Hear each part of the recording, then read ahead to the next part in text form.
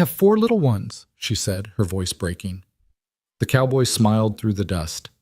Then I'll make room for 5. When a desperate widow faced losing everything in the unforgiving Montana Territory of 1875, she never expected salvation to come in worn leather boots and a quiet smile. This is the story of Clara Boone, a woman who'd buried loved ones and swore never to risk her heart again, and Wyatt Coulter, a drifter who discovered that home isn't a place you find, it's a family you choose. Stay with us until the end, and comment what city you're watching from so we can see how far this story travels. The first gunshot cracked through Dry Creek's main street at 4:30 on a Tuesday afternoon, and Clara Boone's hands froze mid-motion over the washboard. The second shot followed close behind, and she was already moving, abandoning the suds and shirts, hiking her worn calico skirt above her ankles, running toward home with her heart hammering against her ribs like a trapped bird. 3 years. 3 years since she'd become a widow at 23, and still the sound of gunfire turned her blood to ice water. 3 years of raising 4 children alone in a territory where mercy was scarcer than gold, and a woman without a man was viewed as either prey or charity. 3 years of calloused hands, sleepless nights, and a kind of loneliness that settled into your bones like winter cold. The afternoon sun hung low and brutal over the Montana Territory, painting everything in shades of copper and dust. Clara's boots kicked up small clouds as she ran, the medicine basket clutched tight against her chest. Inside, wrapped carefully in brown paper, was the feverfew and willow bark she'd traded half a week's washing for. Little Ellie needed it, had needed it for 2 days now, while the fever climbed and Clara's prayers grew more desperate. The shooting had nothing to do with her, she told herself. Just cowboys drinking away their pay or miners settling scores. It always was. Dry Creek in 1875 was the kind of town where violence bloomed as regular as sagebrush, where the marshal looked the other way if you crossed the right palms with silver, where women like Clara learned to keep their heads down and their doors locked. She burst through the crooked door of her cabin, hardly more than a shack really, with its patched roof and stone chimney that smoked more than it drew, and found the scene exactly as she'd left it. Tom, her eldest at 8 years old, sat vigilant beside the hearth, where little Ellie lay wrapped in every blanket they owned. The twins, Abby and Ben, 6 years old, and mirror images of each other, huddled together near the far wall, their eyes wide and frightened. "Mama!" Abby rushed forward, and Clara caught her daughter with one arm, pulling her close. "I heard shots," Tom said, his young voice trying for steady and almost making it. He had his father's dark hair, his father's serious eyes. Too serious for a boy who should have been fishing in the creek and stealing pie from windowsills. "I know, sweetheart. It's all right. Just stay inside." Clara moved to the hearth, kneeling beside Ellie's small form. At 4 years old, her youngest was tiny for her age, a delicate thing with wispy blonde hair and her mother's green eyes, currently glassy with fever. Clara pressed her palm to Ellie's forehead and felt the heat radiating from her daughter's skin like a banked fire. "I got the medicine," Clara whispered, more to herself than anyone else. Her hands shook slightly as she unwrapped the brown paper, measuring out the herbs with the kind of careful precision that comes from knowing you can't afford mistakes.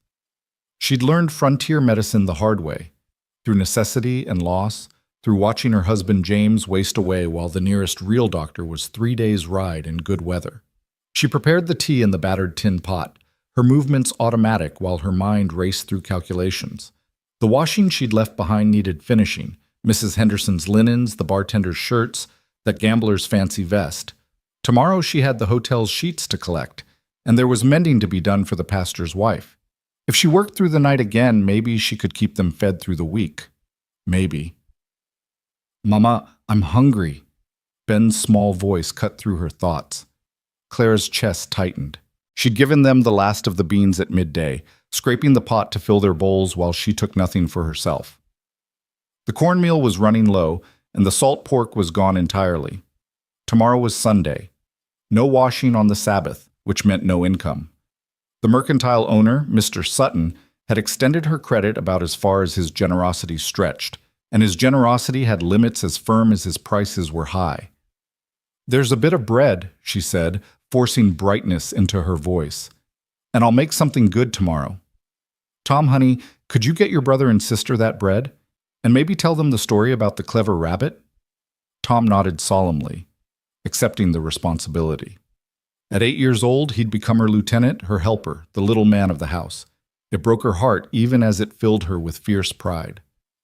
Clara coaxed the feverfew tea into Ellie's mouth, one careful sip at a time, whispering encouragements. "That's my brave girl.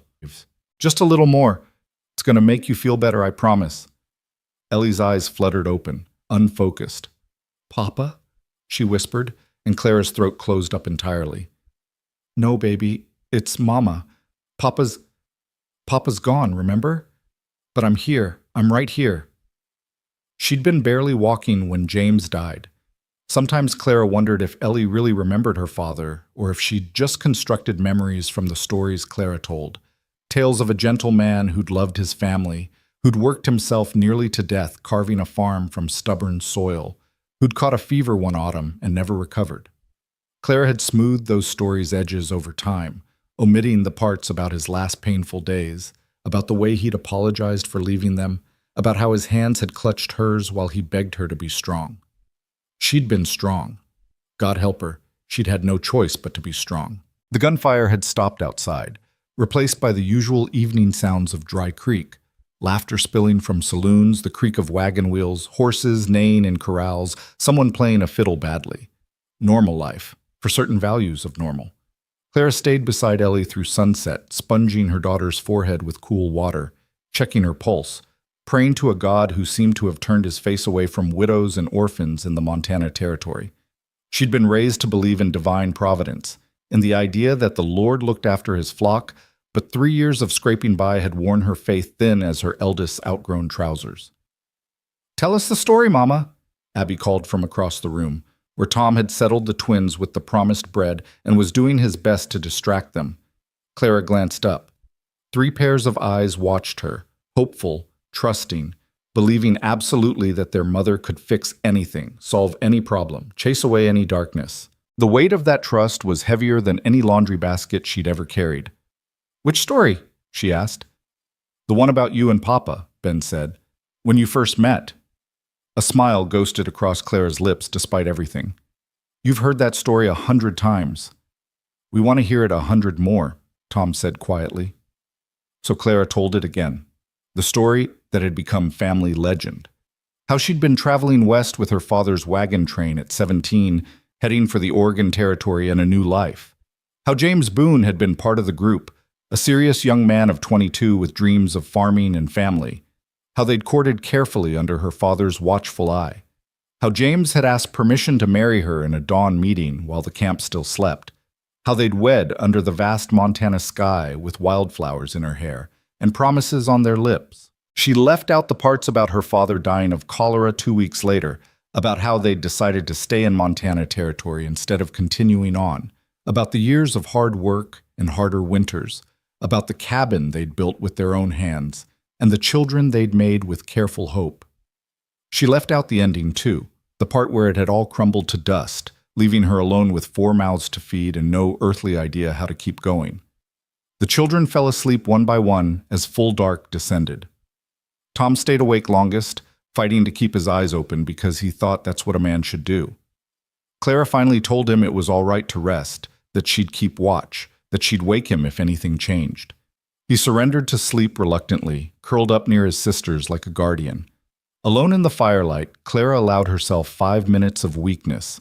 She let her head drop into her hands. She let the tears come silently, carefully, where no one could see. She let herself feel the full weight of impossible responsibility, of bone-deep exhaustion, of the terror that lived in her chest like a second heartbeat, the terror that she wasn't going to be enough, that her best efforts wouldn't save them, that one day she'd wake up and not know how to keep going. 5 minutes. Then she wiped her eyes, straightened her spine, and got back to work. The night passed in the familiar rhythm of crisis, checking Ellie's fever, which seemed to finally be breaking, thank God. Finishing what mending she could by firelight, squinting at stitches until her eyes burned. Planning tomorrow's chores, next week's hustle, trying to figure how to stretch the money she had coming until the money she needed arrived. By the time dawn painted the sky in shades of rose and gold, Clara had been awake for nearly 30 hours. Ellie's fever had dropped at last, and the little girl slept peacefully, her breathing even, then set about making breakfast from the heels of bread and some wild onions she'd foraged the day before. "Mama?" Tom appeared at her elbow as she worked. The water barrel's almost empty. Of course it was. Clara pressed her eyes shut briefly, then nodded. "I'll fetch more from the creek." "I can go—" "No." She softened it with a smile, touching his cheek. "You stay with the others. I'll be quick." The morning air was cool and clean, carrying the scent of sage and pine. Clara walked the familiar path to the creek that ran behind the scattered collection of buildings that made up Dry Creek, carrying their 2 battered buckets. Her body ached in about 17 places: back, shoulders, hands, feet. But she'd learned to ignore such complaints. Pain was just another constant, like hunger, like worry, like the particular exhaustion that came from carrying everything alone. The creek ran clear and cold, fed by snowmelt from the mountains that rose purple and majestic in the distance. Clara loved this spot, loved the sound of water over stones, the way morning light caught in the current, the brief illusion of peace it offered. She'd found herself coming here more often lately, stealing minutes to just breathe, to remember who she'd been before life had ground her down to survival instincts and desperate prayers. She was filling the second bucket when she heard hoofbeats approaching. Clara's shoulders tensed automatically. A woman alone was always vulnerable, and morning isolation made it worse. She kept her eyes down, focusing on the water, hoping whoever it was would simply pass by. The hoofbeats stopped. Leather creaked as someone dismounted. "Morning, ma'am?" The voice was male, deep, with the slow drawl of someone who'd spent serious time in the saddle. "Didn't mean to startle you." Clara straightened slowly, one hand still on the bucket, ready to run if she needed to. She'd learned caution the hard way, learned that men in frontier towns often thought a widow was an invitation, that kindness could turn predatory in a heartbeat, that trust was a luxury women like her couldn't afford. The man standing 20 feet downstream was tall, easily over 6 feet, with the kind of lean, weathered build that spoke of years in the saddle. He wore dusty trail clothes, a worn leather vest over a blue shirt, and boots that had seen serious miles. A gun belt rode low on his hips, but his hands were nowhere near the weapon. Instead, he held his hat in them, turning it slowly, almost nervous. His face caught her off guard. He wasn't young, probably in his early 30s, she guessed, but there was something unguarded in his expression that didn't match the hard-bitten look of most men in these parts. Blue eyes, dusty brown hair needing a cut, a few days of beard stubble, and something in his features that suggested quiet competence rather than swagger. "Just watering my horse," he continued when she didn't speak, nodding toward the bay gelding drinking downstream. "Didn't mean to crowd your stream." Clara found her voice, keeping it neutral. "It's not my stream. Water belongs to everyone." "Fair point." He offered a small smile, tentative. "Still, I could have gone further down. Wasn't thinking." They stood in awkward silence for a moment. Clara studied him with the assessment skills she'd developed, looking for signs of meanness, cruelty, the particular kind of entitlement that made certain men dangerous. She saw none of it, but that didn't mean much. Some men hid their true nature well.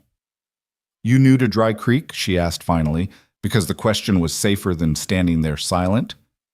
"Just rode in yesterday evening. Name's Wyatt Coulter."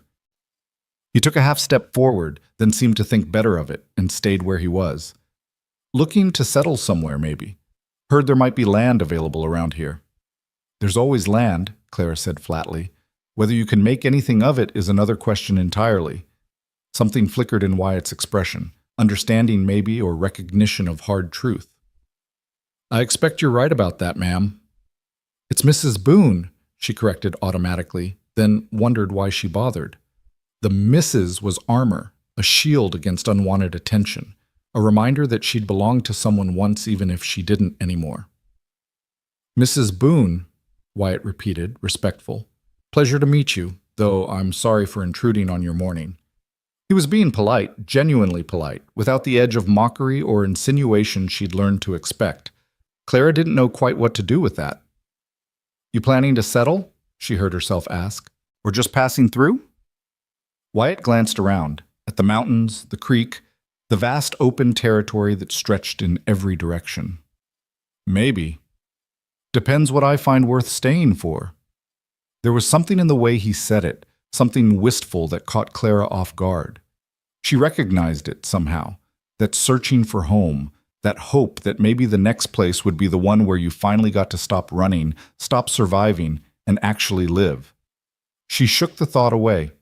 Other people's hopes weren't her concern. She had 4 children who needed breakfast and laundry that needed finishing, and a life that had no room for contemplating mysterious cowboys with kind eyes and polite manners. "Well, Mr. Coulter, I hope you find what you're looking for. Now, if you'll excuse me, I have work to do." Clara hefted both buckets, ignoring the way the weight pulled at her shoulders. "Let me help you with those." Wyatt moved forward, and Clara took a sharp step back, sloshing water. "No." He froze mid-stride, hands raised slightly. "I'm sorry. I didn't mean... I just thought... I can manage." Her voice came out harder than she'd intended, but it was necessary. Accepting help meant accepting obligation, and obligation from men always came with strings attached. She'd learned that lesson thoroughly. Wyatt nodded slowly, something like disappointment crossing his features. "Of course. My apologies, Mrs. Boone." Claire didn't answer, just turned and walked away, bucket swinging. She could feel his gaze on her back, but he didn't follow, didn't call out, didn't do any of the things she'd half expected. When she glanced back from the edge of the tree line, he was crouched beside the creek, refilling his canteen, his horse cropping grass nearby. Just a passing cowboy, she told herself, probably be gone by next week. The thought should have been comforting. Instead, it left her with an odd hollowness she didn't want to examine. Back at the cabin, she found chaos. Abby had knocked over the tin of cornmeal reaching for something, and a fine dusting of yellow covered half the floor. Ben was crying because Abby had yelled at him for startling her. Tom was trying to referee while also attempting to heat up the pathetic breakfast Clara had left warming by the fire. And Ellie, mercifully, was still sleeping peacefully. "All right, everyone stop," Clara said firmly, setting down the buckets. "Abby, crying doesn't help anyone. Ben, it was an accident. Tom, thank you for trying, but let me handle breakfast." She salvaged what she could of the cornmeal, enough for one more meager pan of cornbread if she stretched it with extra water. The rest she swept up carefully, trying not to think about the waste, about how that represented a meal or two they'd now lost. They ate breakfast in relative silence, the children still subdued from the morning's drama. Clara watched them, Tom trying to make his portion last, Abby and Ben leaning against each other for comfort, Ellie finally awake and managing a few bites before her eyes drifted shut again. Her babies. Her reason for everything. "Mama, can we go to the creek today?" Ben asked hopefully. "It's so hot." Clara's first instinct was to say no. The creek meant running into people, meant exposure, meant risks. But she looked at their hopeful faces and remembered they were still children, that they deserved some joy even in the midst of hardship. "Maybe this afternoon," she said slowly, "if your chores are done and Ellie's still feeling better." The twins lit up like lanterns. Even Tom smiled slightly, that rare expression that reminded Clara he was still just a boy, not the little man she'd been forcing him to become. But first there was work. Always work. Clara spent the morning finishing Mrs. Henderson's linens, scrubbing, wringing, hanging them to dry on the rope line she'd strung between 2 posts. The sun climbed higher, turning the world into a furnace, and sweat dripped down her spine as she worked. Her hands were raw, her back screaming, but she pushed through because she had no choice. She was hanging the last sheet when a shadow fell across the line. Clara spun, heart jumping, and found herself face to face with Wyatt Coulter again.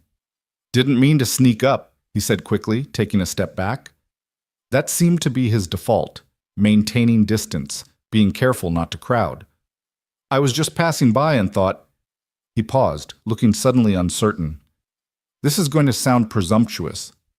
"Then maybe don't say it," Claire replied, more sharply than necessary. Her nerves were frayed from lack of sleep and constant worry, and having this stranger appear twice in one day felt invasive somehow. Wyatt ducked his head. "Fair enough. I'll be going then." He turned to leave, and Clara felt something twist in her chest. Guilt, maybe. He'd done nothing but be polite, and she'd been nothing but prickly in return. James would have been disappointed in her. He'd always said meeting hostility with kindness was the Christian way. that you never knew when you might be entertaining angels unaware. Wait, she called out before she could stop herself. What were you going to say? Wyatt looked back, surprise flickering across his features.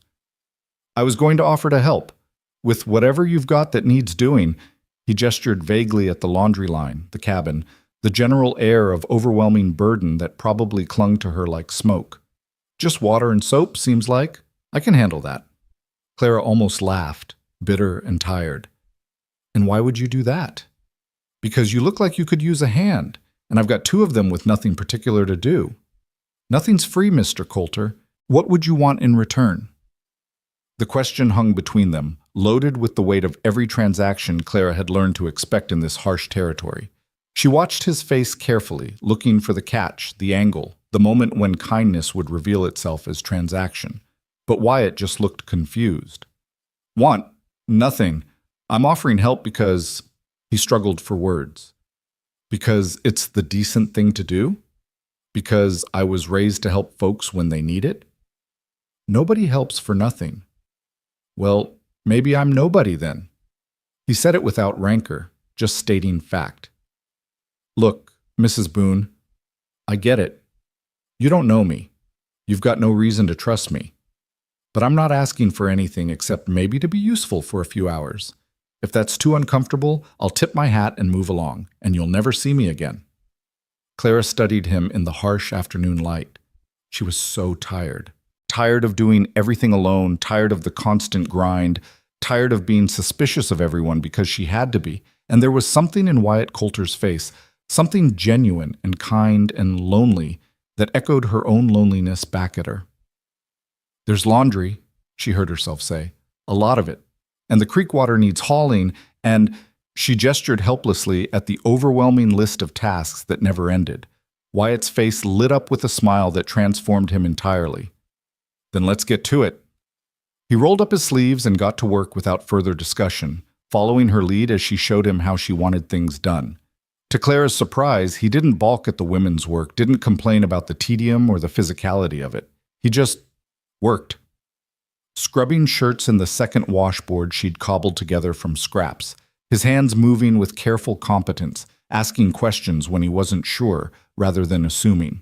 Within an hour, Clara had finished what usually took her until sunset. They worked in silence mostly, the kind that didn't feel awkward but almost comfortable. Occasionally, Wyatt would make an observation, commenting on the quality of the water, asking about different stains, mentioning that his mother used to add lavender to the wash water for scent. Small things, nothing profound, but it created a rhythm between them that felt almost normal. The children emerged around midday, drawn by the presence of a stranger. They hung back at first, shy and uncertain, clustering near the cabin door. But Wyatt noticed them immediately. "Hello there," he called out, keeping his voice gentle. "You must be Mrs. Boone's young'uns." Tom stood protectively in front of his siblings. "Yes, sir, I'm Tom. These are my sisters Abby, and that's Ben. He's a boy even though they look the same. And that's Ellie inside, but she's been sick." "Nice to meet you all." Wyatt wrung out a shirt and hung it carefully. "Tom, that's a mighty responsible position you've got, looking after your family like that."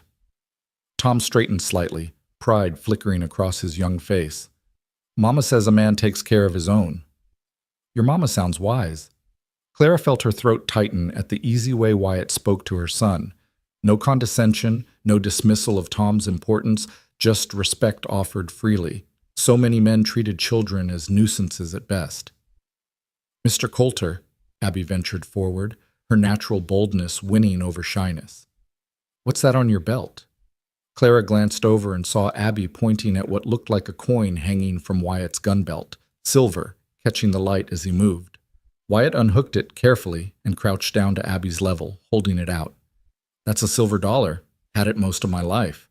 My pa gave it to me when I was about your age." "It's pretty," Abby breathed, touching it with one tentative finger. "It is," Wyatt agreed. "Your papa ever give you something special?" The question was innocent, but Clara saw her children's faces fall. Tom's jaw tightened. Abby's eyes welled up.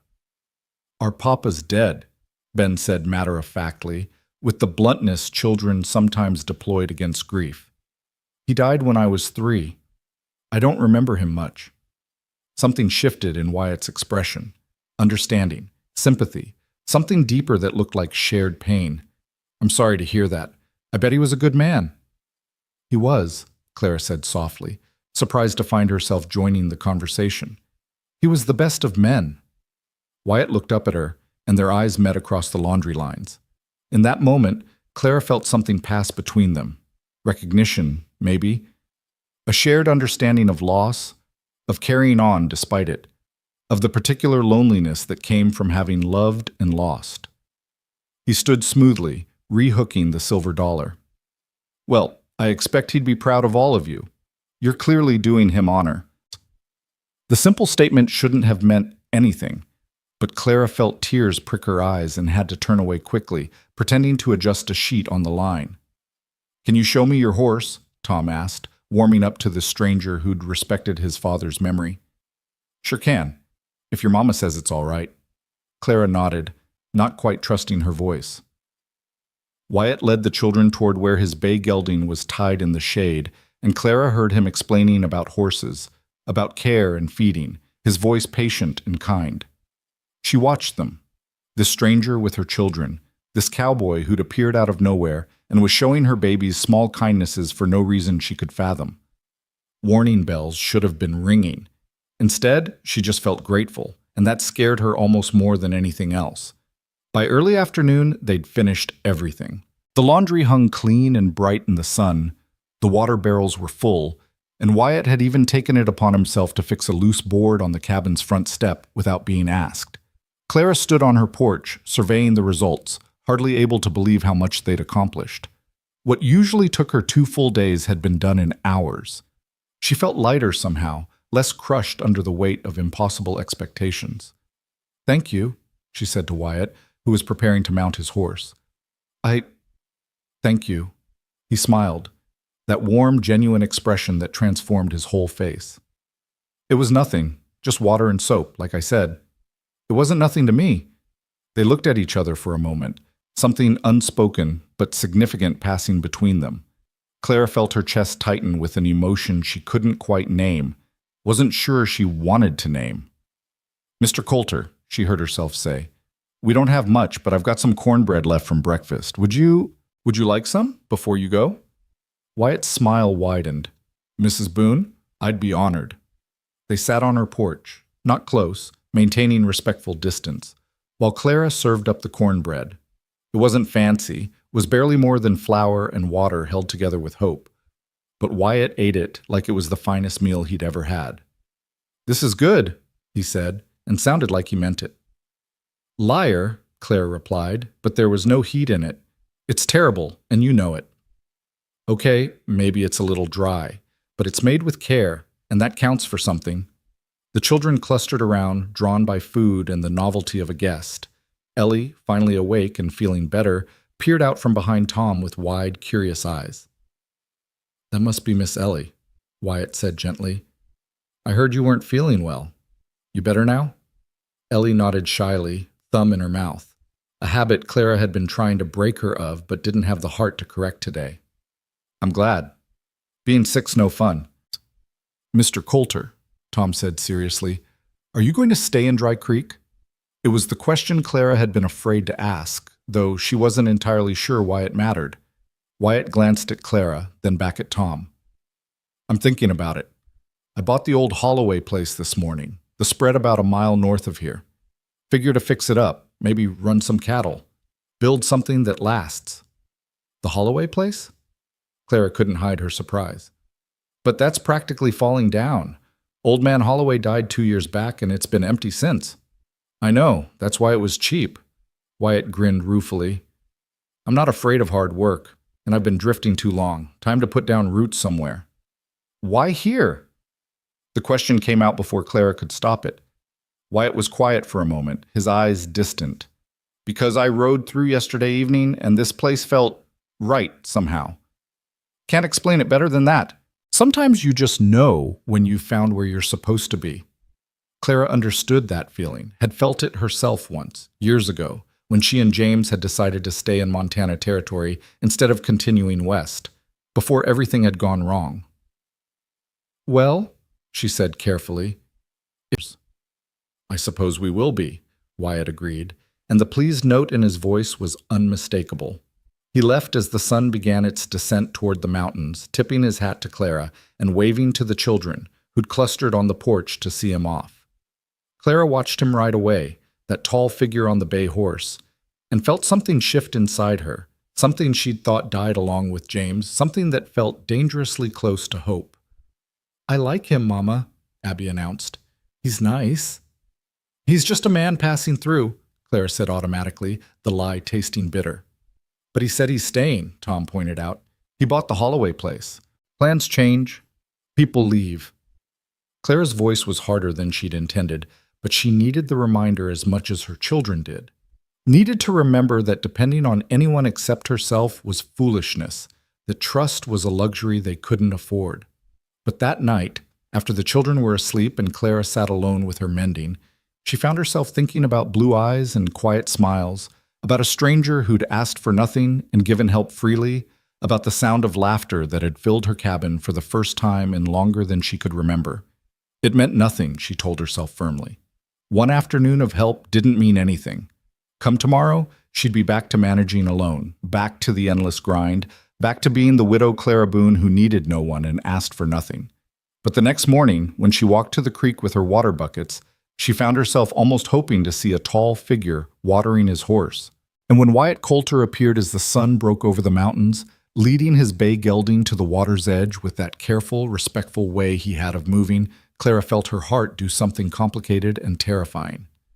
"Morning, Mrs. Boone," he called out, that warm smile breaking across his face like sunrise. "Mr. Coulter," she replied, trying to keep her voice neutral and probably failing. "I was wondering," he said, turning his hat in his hands again, "if maybe you could use another pair of hands today.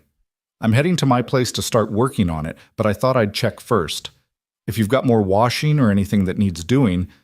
Clara should have said no, should have thanked him politely and sent him on his way, maintained the walls she'd built so carefully around herself and her children, should have remembered that accepting help meant risk, meant vulnerability, meant the possibility of pain she'd sworn never to endure again. "There's always washing," she heard herself say instead, "if you're offering." Wyatt's smile could have lit the whole territory. "I'm offering." And as they walked back toward her cabin together, the morning sun warm on their faces and the sound of the creek bubbling behind them, Clara allowed herself to wonder, just for a moment, if maybe, possibly, she'd been wrong about hope. Maybe it wasn't dead after all.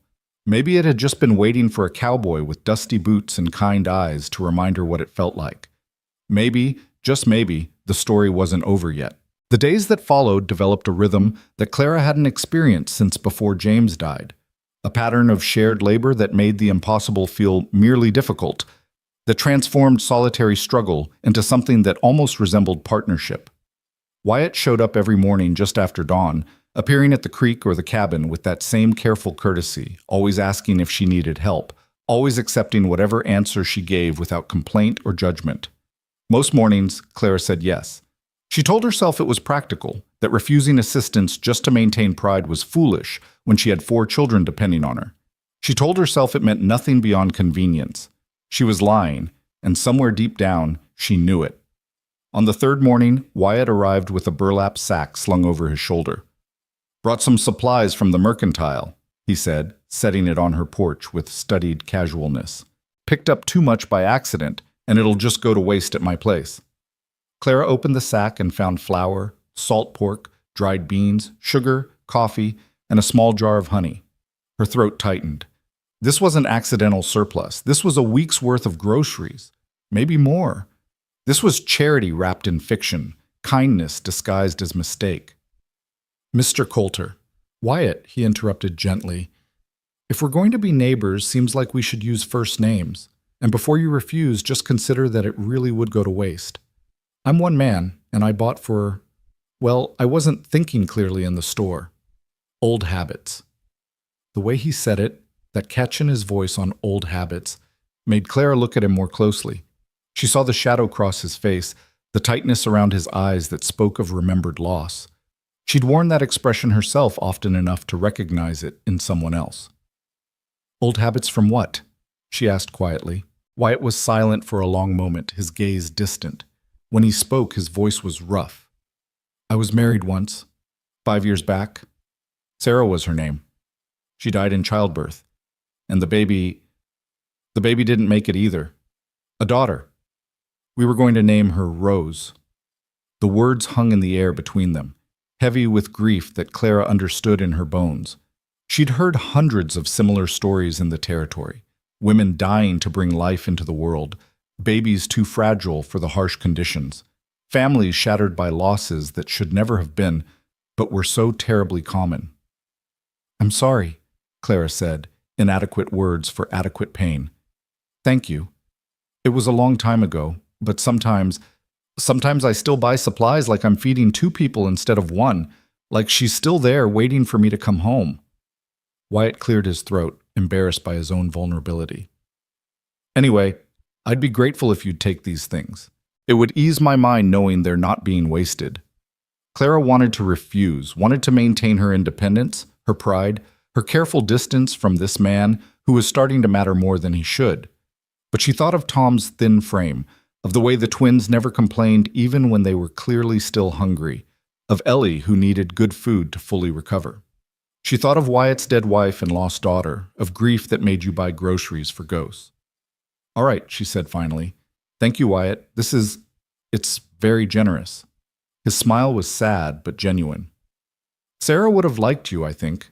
She always said taking care of people was the most important work there was. They worked together that morning with a new understanding between them. Not just widow and stranger anymore, but 2 people who'd survived loss and were still trying to figure out how to live with the holes it left behind. Clara found herself talking more easily, mentioning small things about James, about their life together, things she hadn't spoken aloud in years because there'd been no one to tell. He always sang while he worked, she said at one point, scrubbing a stubborn stain from a shirt. Terribly off-key, mind you, but he said work went faster with music, even bad music. Sarah couldn't cook to save her life, Wyatt offered with a soft laugh. Burned water once, I swear to God, but she tried so hard and she never gave up on anything, stubborn as a mule in the best possible way. James was stubborn too, thought he could farm rocks if he just worked hard enough. Clara's voice caught. He worked himself to death trying to prove it. It's not fair, Wyatt said quietly. The good one's dying while... He didn't finish the sentence, but Clara understood. While mean, worthless people seemed to go on forever. While children were left without parents. While love got punished for no reason anyone could explain. No, she agreed. It's not fair at all. By noon, they'd finished her washing and moved on to other tasks that needed doing. Wyatt fixed the sagging fence around her small vegetable garden, replaced some rotted boards on the chicken coop, and rehung her door, which had been sitting crooked for months. He worked with quiet competence, refusing payment beyond the cornbread and weak coffee Clara insisted he take at midday. The children gravitated toward him like moths to lamplight. Tom followed him around asking endless questions about ranching, cattle, horses, and life on the trail.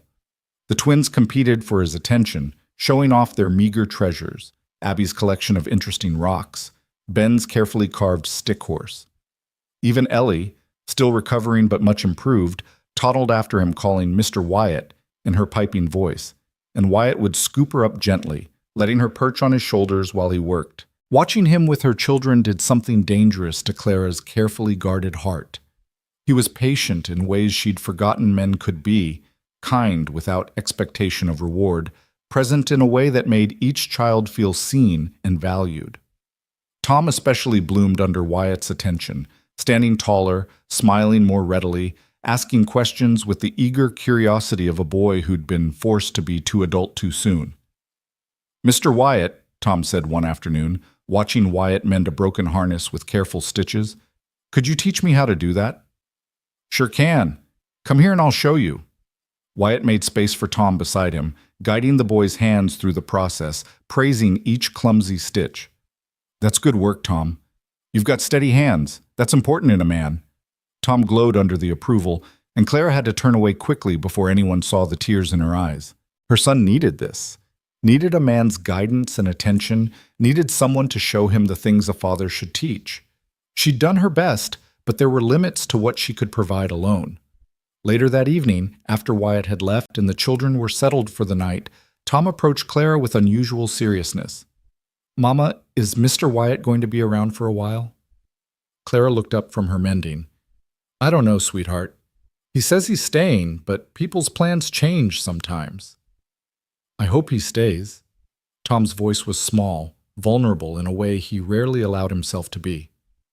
"It's nice having him around. It feels a little bit like when Papa was alive. Not the same, but better than just us." The words pierced Clara's chest like arrows. "Are you not happy with just us?" she asked carefully, trying to keep hurt out of her voice. "I am, Mama. You're the best mama in the whole world, and I love my sisters. But sometimes," Tom struggled for words, "sometimes it's hard being the only man. And Mr. Wyatt, he makes it feel like maybe I don't have to carry everything by myself." Clara pulled her son into a fierce hug, her throat too tight for words. She'd known, abstractly, that she was asking too much of Tom, that he'd shouldered burdens no 8-year-old should carry. But hearing him articulate it broke something open inside her. "You shouldn't have to carry everything," she whispered into his hair. "You're still just a boy, Tom. You deserve to be just a boy." "But if I'm not the man of the house, who will be?" It was the question Clara had no answer for, the one that kept her awake nights wrestling with impossible choices. Her son needed to be a child, but they also needed someone strong enough to help carry their burdens. She couldn't be both mother and father, couldn't fill all the gaps James had left behind. Maybe that's why she didn't send Wyatt away, even though every instinct screamed that depending on him was dangerous. Maybe that's why she let him keep coming back, day after day, weaving himself slowly into the fabric of their lives. A week turned into 2, and Wyatt became a fixture.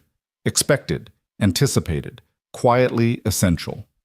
He brought wild berries he'd found while working on his property, showing the children where the best patches grew. He carved little toys during breaks, a wooden horse for Ben, a doll for Abby, a bird that actually whistled for Ellie. For Tom, he made a proper pocket knife, small but functional, and taught the boy how to use it safely. "A man should have a good knife," Wyatt said seriously, treating the gift with appropriate ceremony. "And he should know how to handle it with respect. Can you do that, Tom?" "Yes, sir," Tom breathed, cradling the knife like precious treasure. Clara watched the exchange with mixed feelings. Part of her was grateful. This was exactly what Tom needed. Part of her was terrified because Tom was getting attached. They were all getting attached. And what would happen when Wyatt left? Because he would leave, eventually. Everyone did. But Wyatt kept not leaving. He showed up the next morning and the next and the next, bringing his quiet presence and steady hands, asking nothing except to be useful.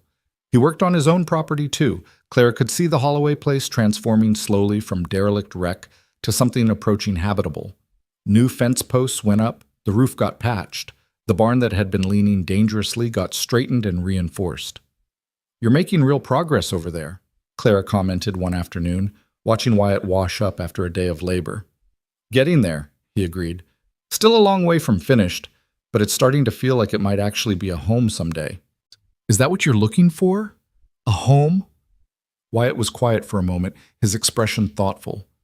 "I've been drifting since Sarah died. Worked ranches all over, Colorado, Wyoming, even down Texas way for a while. Good places, good people, but nothing ever felt right. Nowhere felt like somewhere I wanted to stay. Until here." "What makes here different?" Clara asked, though she wasn't entirely sure she wanted to know the answer. Wyatt looked at her directly, his blue eyes serious. "Honestly, I'm not completely sure. Something about this place, these people, you and your children. It feels like maybe I could stop running, like maybe there's a reason to put down roots." The words hung between them, weighted with meaning Clara wasn't ready to examine. She deflected quickly. "The children have certainly taken to you." "The feeling's mutual." Wyatt's expression softened. "They're good kids, Clara. You've raised them well, all by yourself. That's remarkable." It was the first time he'd used her first name, and the intimacy of it sent a small shock through her system. She should correct him, reestablish boundaries, but the word had sounded right in his voice. Warm and respectful, and somehow tender. "I had no choice but to raise them well," she said instead. "They're all I have." You're stronger than you think, Wyatt said quietly. I see it. The way you carry everything, the way you keep going no matter what. That takes a kind of courage most people never have to find. Clara felt her eyes sting with unexpected tears. No one had called her strong before. Stubborn, maybe, difficult, too independent for her own good. But strong? That felt like a gift she hadn't known she needed. Thank you, she managed. They stood there in the fading light, something shifting between them, some barrier crumbling, some connection deepening. Clara felt it and was terrified by it and couldn't seem to make herself step back from the edge she was approaching. The first storm came in late July, rolling down from the mountains with summer fury. Clara saw the clouds building all afternoon, great towering things dark as bruises, pregnant with rain and lightning. She rushed to get laundry down from the lines, racing against the wind that was already pulling at the sheets with greedy fingers. She was fighting with a particularly stubborn bedsheet, the wind whipping it around her like a sail, when strong hands reached past her to grab the other end. Wyatt had appeared from nowhere, his horse tied hastily near the cabin, and together they wrestled the laundry to safety. The rain hit just as they reached the porch, a sudden deluge that turned the world to water. Lightning cracked overhead, and thunder followed close enough to shake the ground. Clara stood gasping on her porch, soaked through despite their speed, and turned to find Wyatt equally drenched beside her. And then she laughed. It bubbled up from somewhere deep, unexpected, and irrepressible. Real laughter, the kind she hadn't experienced in years, because they looked ridiculous, dripping and disheveled, clutching armfuls of damp laundry like refugees from a flood. Because the storm was magnificent in its fury. Because Wyatt had appeared exactly when she needed him, as he seemed to do with alarming frequency. Because something in her chest had cracked open, and joy was leaking through. Wyatt stared at her for a moment, then started laughing too, deep, genuine laughter that transformed his whole face. They stood there like fools in the rain, laughing for no good reason and every reason, while thunder crashed and lightning painted the sky electric white. You can't ride back in this, Clara said finally, gasping for breath, still smiling. You'll drown before you reach home. I suppose I'll have to wait it out then, Wyatt agreed, wringing water from his hat. They went inside where the children clustered around with wide eyes. Mama, you're all wet, Ellie exclaimed with the obvious observation children specialized in. The storm caught us, Clara explained, toweling her hair. Mr. Wyatt's going to stay until it passes. She set Wyatt up by the fire with a blanket and some coffee, trying to ignore how domestic the scene felt, how right it seemed to have him there, dripping on her floor, making her children giggle with exaggerated complaints about the weather. The storm raged for hours, showing no signs of stopping. Rain hammered the roof, wind howled around the cabin's corners, and lightning illuminated the windows in brilliant flashes. It would have been frightening, except Wyatt kept the children entertained with stories, tales of his years on the trail, sanitized versions of his adventures that made cowboy life sound romantic and exciting rather than hard and dangerous. Tell us about the time you fought the bear, Ben demanded, having heard this story twice already and wanting it again. Well, I didn't exactly fight it, Wyatt clarified. More like we surprised each other and both decided we'd rather be somewhere else. But that bear, he was huge, stood at least this tall. He gestured dramatically, and the children gasped appropriately. Clara worked on preparing supper, a better meal than usual thanks to Wyatt's accidentally purchased supplies, and listened to the easy back and forth between the man and her children. Tom sat closest to Wyatt, soaking up every word. The twins leaned against each other on the floor, eyes wide. Ellie had climbed right into Wyatt's lap without asking permission, and he'd adjusted naturally, one arm holding her secure while he gestured with the other. It was the picture of a family, Clara realized with a jolt. Not her real family, not James and their children, but something new and different that was taking shape despite her best efforts to prevent it. The thought should have panicked her. Instead, it filled her with a longing so intense it hurt. By the time supper was ready, full dark had fallen and the storm showed no signs of abating. They ate together, crowded around Clara's small table, passing bowls and sharing the food, Wyatt fitting into the space like he'd always been there. The conversation flowed easily, comfortable silences mixed with laughter and questions. Mr. Wyatt, Abby said suddenly, do you got any children? The question dropped into the warm atmosphere like a still water. Wyatt's expression shifted, pain flickering across his features before he smoothed it away. Clara tensed, ready to redirect, but Wyatt spoke before she could. "I almost did once," he said quietly. "I had a wife named Sarah, and we were going to have a baby. But they both died before I got to meet my daughter. That was 5 years ago." The children absorbed this information with the strange wisdom children sometimes possessed. Tom nodded seriously. Ben looked sad. Abby reached over to pat Wyatt's hand with her small one. "That's like us with Papa," she said. "He died too. It makes you sad, doesn't it?" "Yeah, honey, it does," Wyatt agreed, his voice rough. "But Mama says people we love never really leave," Ellie piped up from her spot. "She says they stay in our hearts forever and ever." Wyatt glanced at Clara, something profound passing between them. Shared grief, shared understanding, the recognition that they were both broken in similar places, and somehow that made them fit together better. "Your mama's right," Wyatt said softly. "She's a very smart woman." After supper, the storm still showed no signs of stopping. If anything, it had intensified, wind screaming around the cabin, rain coming in horizontal sheets. Tom looked worried. "Mr. Wyatt, you really can't go home in this." "I expect you're right," Wyatt agreed. "If your mama doesn't mind, I could sleep by the fire. I've slept in worse places, believe me." Clara knew she should mind, knew that having an unmarried man sleep in her cabin overnight would set tongues wagging if anyone found out, that it risked her already precarious reputation. But the thought of sending Wyatt out into that storm was unthinkable. "You can stay," she said firmly. "I'll get you some blankets." She set him up by the hearth while she got the children ready for bed. They were excited by the adventure of it all. A storm, a guest, everything different from routine. Clara tucked them in one by one, kissing foreheads and promising that everything was fine. The storm would pass, morning would come. By the time she returned to the main room, Wyatt had banked the fire and made himself a rough bed on the floor. He'd removed his boots but was otherwise fully clothed, preserving propriety as much as possible. "Thank you for letting me stay," he said. "I know it's not conventional." "Nothing about my life is conventional anymore," Clara replied, settling into her rocking chair with some mending. She was too keyed up to sleep, too aware of Wyatt's presence in her home. "Conventional went out the window when I became a widow at 23. They sat in companionable silence for a while, the only sounds the storm outside and the crackle of fire. Clara tried to focus on her mending, but her eyes kept drifting to Wyatt's profile, painted in flickering firelight. "Can I ask you something?" Wyatt said eventually. "You can ask. Whether I answer depends on the question." "Fair enough." He hesitated. "How did you do it? How did you keep going after your husband died? Because I've been trying to figure that out for 5 years, and I still don't have an answer." Clara set down her mending, considering. No one had ever asked her that before. Not directly. Not like they genuinely wanted to know, rather than just making conversation. "I didn't have a choice," she said finally. "I had 4 children depending on me. I couldn't afford to fall apart, couldn't afford to quit. So I just kept putting one foot in front of the other.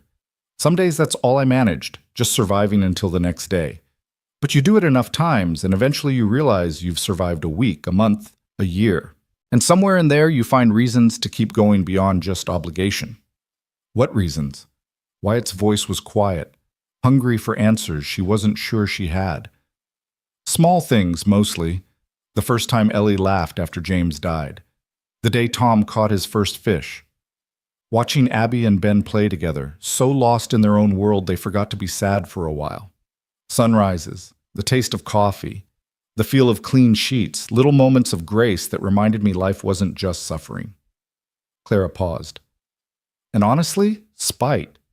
I was so angry at the world for taking him, I was determined to survive just to prove I could." Wyatt laughed softly. "Spite, I like that. It's not very Christian of me, I know. Maybe God understands spite better than we think. Maybe he respects the stubborn ones who refuse to quit." They fell silent again, but it was a comfortable quiet now, the kind that existed between people who understood each other. Outside, the storm began to diminish slowly, the violence fading to steady rain. "Clara," Wyatt said, and there was something in his voice that made her look up sharply. I need you to know something. I'm not here because I pity you or because I think you need saving. I'm here because—" He struggled for words. "Because being around you and your children makes me feel alive again for the first time in 5 years. Because you're the strongest, most remarkable person I've ever met. Because when I ride away at the end of the day, I'm already looking forward to coming back the next morning." Clara's heart hammered against her ribs. She should deflect, should make a joke, should retreat behind the walls that had kept her safe. Instead, she found herself speaking truth. "I look forward to you coming back too," she admitted quietly. "More than I should, more than is probably wise." "Why isn't it wise?" "Because people leave, Wyatt. Because depending on someone means giving them the power to hurt you. Because I've already lost one man I loved, and I don't think I could survive losing another." The confession hung between them, raw and honest, more than she'd meant to reveal. Wyatt sat up slowly, the blanket falling away from his shoulders. "I'm not planning to leave," he said intently. "I'm not James, God rest him, and I'm not going to make promises about forever because neither of us knows what tomorrow brings. But I'm here, Clara. I want to be here, and I'm not going anywhere unless you tell me to go." Tears burned Clara's eyes. She wanted to believe him so desperately it terrified her. Wanted to let herself hope that maybe she didn't have to do this alone anymore. That maybe there was room in her broken heart for something new. "I don't want you to go," she whispered. "Then I won't." The storm broke shortly before dawn, the rain fading to drizzle and then stopping entirely. Clara had dozed in her chair, waking to find weak sunlight filtering through the windows and Wyatt already up, feeding the fire quietly so as not to disturb the still sleeping children.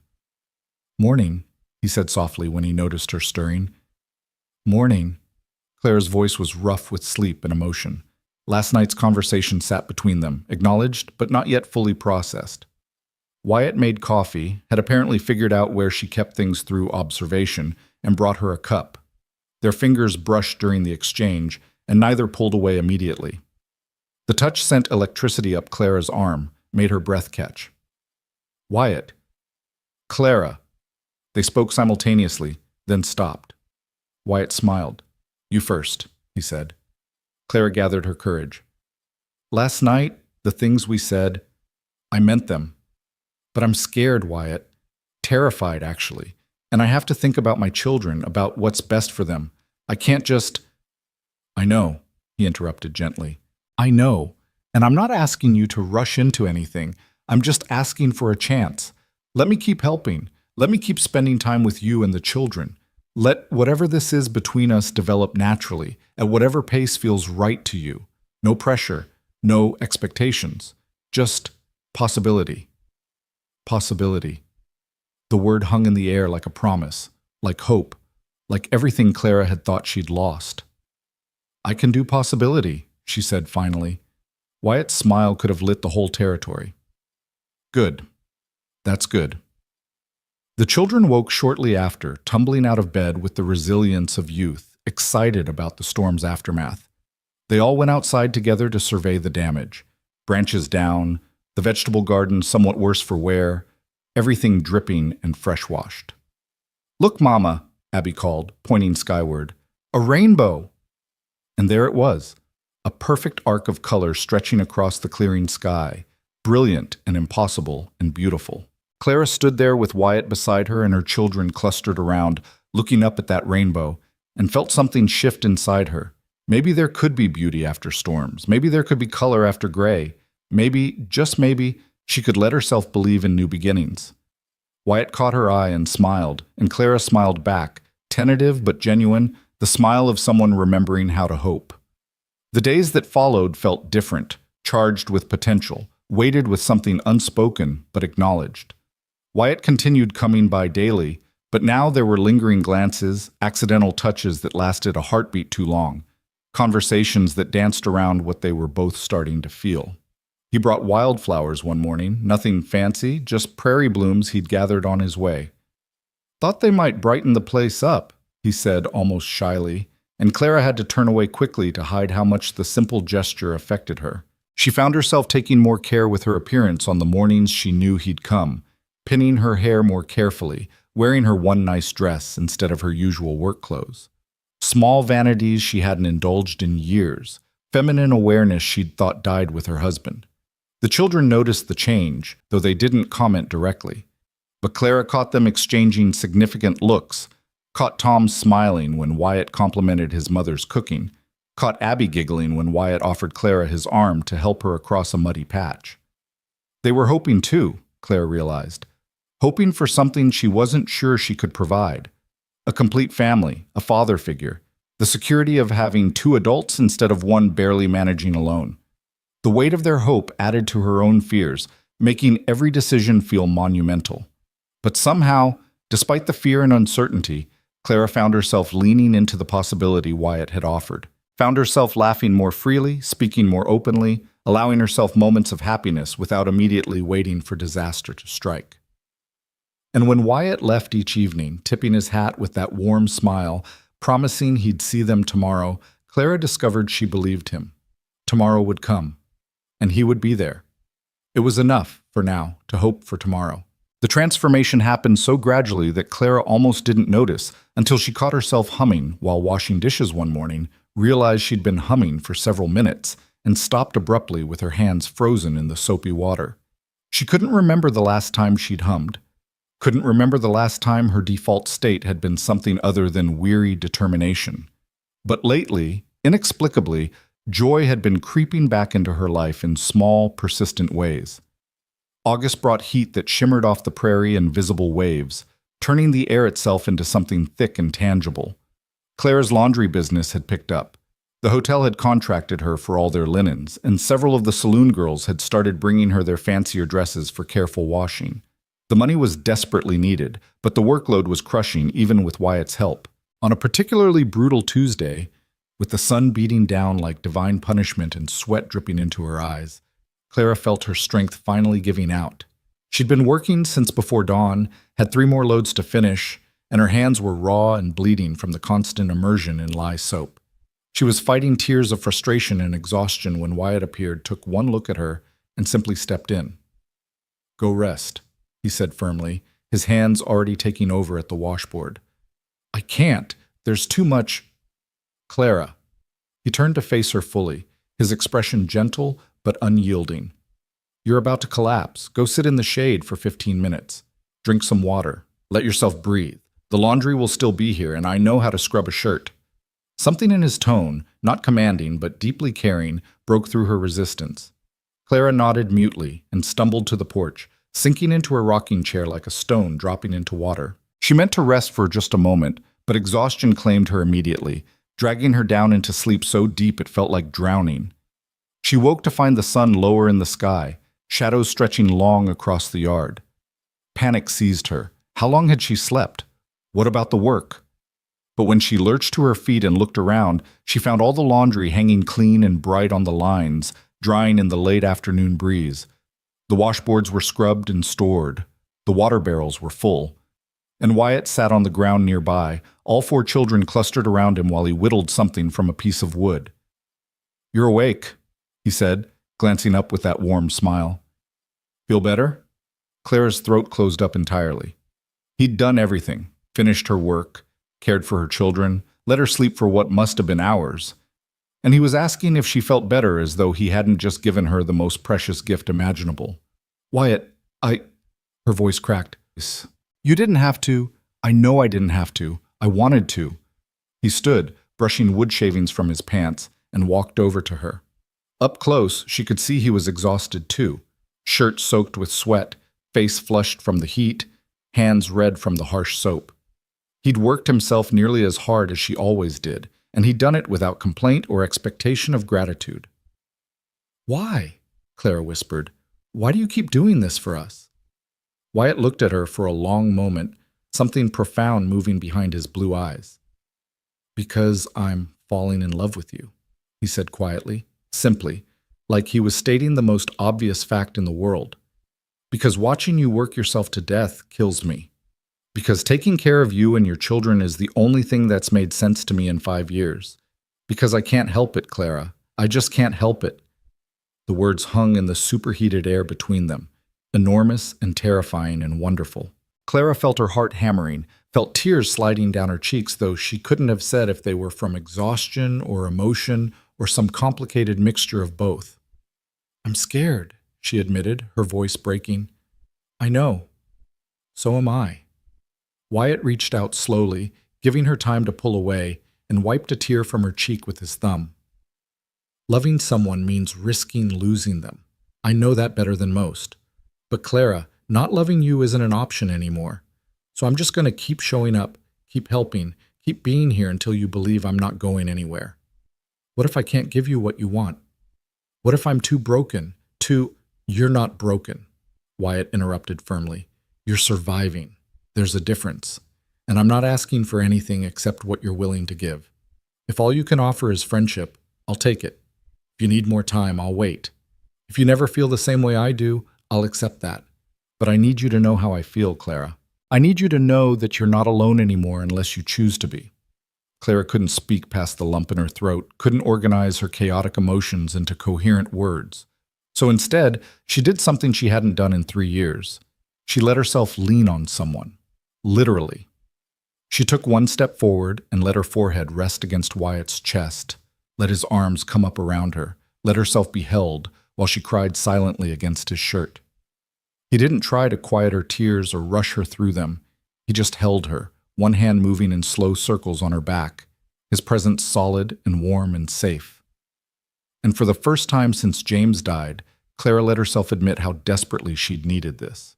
Needed someone strong enough to carry some of her burden, someone kind enough to care without demanding, someone brave enough to love her despite all her sharp edges and protective walls. "Mama?" Ellie's small voice penetrated the moment. "Are you sad?" Clara pulled back quickly, wiping her eyes, trying to compose herself.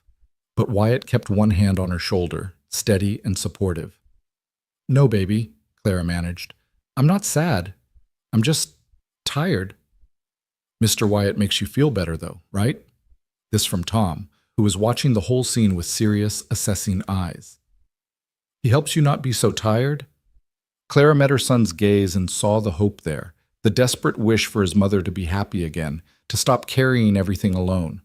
Her children had been watching her struggle for 3 years, had absorbed her stress and exhaustion and loneliness, even though she'd tried to hide it. They wanted this for her, she realized, wanted her to let Wyatt in, to let herself be cared for. "Yes," she said softly. "Mr. Wyatt helps a lot." Tom's face broke into a relieved smile, and something in Clara's chest cracked open a little wider. That evening, after Wyatt had reluctantly left for his own place and the children were in bed, Clara sat on her porch and let herself think about what Wyatt had said. He was falling in love with her. The words should have sent her running, should have triggered all her defenses, but instead they settled into her heart like they'd been waiting there all along. Was she falling in love with him? The question felt almost irrelevant because the answer was so obviously yes. She loved the way he treated her children with genuine affection rather than tolerance. Loved his quiet competence and his willingness to help without making it feel like charity. Loved how he listened when she talked, how he remembered small details, how he'd started leaving little things for her to find, wildflowers in her water bucket, a smooth stone he thought she'd like, a bird's nest he'd found that was too perfect not to share. She loved his hands, scarred and capable, gentle when they needed to be. Loved his rare full smiles that transformed his entire face. Loved the way he sang softly while he worked, off-key and unselfconscious. Loved that he'd trusted her enough to share his own grief, to show her his wounds instead of pretending he had none. But love meant vulnerability, and vulnerability meant risk. What if he left? What if he died? What if she let herself depend on him and then had to learn to survive alone all over again? The thought was unbearable, which was precisely why she'd been fighting this for weeks. Except Wyatt was right about one thing. Not loving him wasn't an option anymore. The feelings were already there, had probably been growing since that first morning at the creek. The only choice she had was whether to acknowledge them or keep pretending she felt nothing. Clara made her decision sitting there in the dark, made it quietly and with full knowledge of the risks. She would let herself love Wyatt Coulter. She would let him love her back. She would give this fragile, terrifying, beautiful thing between them a chance to grow into something real. And if it ended in heartbreak, well, at least she would have lived first. At least she would have chosen hope over fear. James would have wanted that for her, she thought. would have wanted her to find happiness again, to let someone worthy care for her and their children. The next morning dawned clear and hot, promising another scorcher. Clara dressed with unusual care, putting on her blue calico dress, the one James had always liked because it matched her eyes. She pinned her hair up carefully, even dabbed a little lavender water at her wrists from the precious small bottle she'd been hoarding for 3 years. When Wyatt arrived just after sunrise, leading his horse and carrying his usual ready smile, Clara was waiting on the porch. He stopped short when he saw her, his expression shifting to something wondering. "You look beautiful," he said, the words simple and sincere. "Thank you." Clara took a breath, gathering courage. "Wyatt, I've been thinking about what you said yesterday." His face went carefully neutral, bracing for rejection. And I think I need to be honest with you too, about how I feel." Clara twisted her hands together nervously. "I'm terrified of getting hurt, of losing someone else I love, of making a mistake that affects my children. But I'm also tired of being afraid. Tired of doing everything alone, tired of pretending I don't feel what I feel." "What do you feel?" Wyatt's voice was barely above a whisper. "I feel like you've become essential, like the day doesn't really start until you arrive. Like my children are happier and I'm happier, and everything's just better when you're here." The words tumbled out faster now, 3 years of loneliness and need finally finding voice. "I feel like maybe I'm falling in love with you too, and it scares me to death, but I don't want to fight it anymore." The smile that broke across Wyatt's face was radiant, transforming him entirely. He crossed the distance between them in 3 long strides, stopping just short of touching her, his hands hovering near her shoulders. "Can I hold you?" he asked, always asking permission, always careful of her boundaries. "Yes," Clara breathed, and then she was in his arms again, but this time it was different. This time there was no pretense of comfort or casual support. This was an embrace between 2 people who'd admitted their feelings, who were choosing each other despite the risks, who were brave enough or foolish enough to hope for more. Wyatt's hand came up to cradle the back of her head, his other arm tight around her waist, and he buried his face in her hair. "Thank you," he whispered. "Thank you for giving me a chance. I promise I'll do everything I can to be worthy of it." "You already are," Clara said, pulling back just enough to see his face.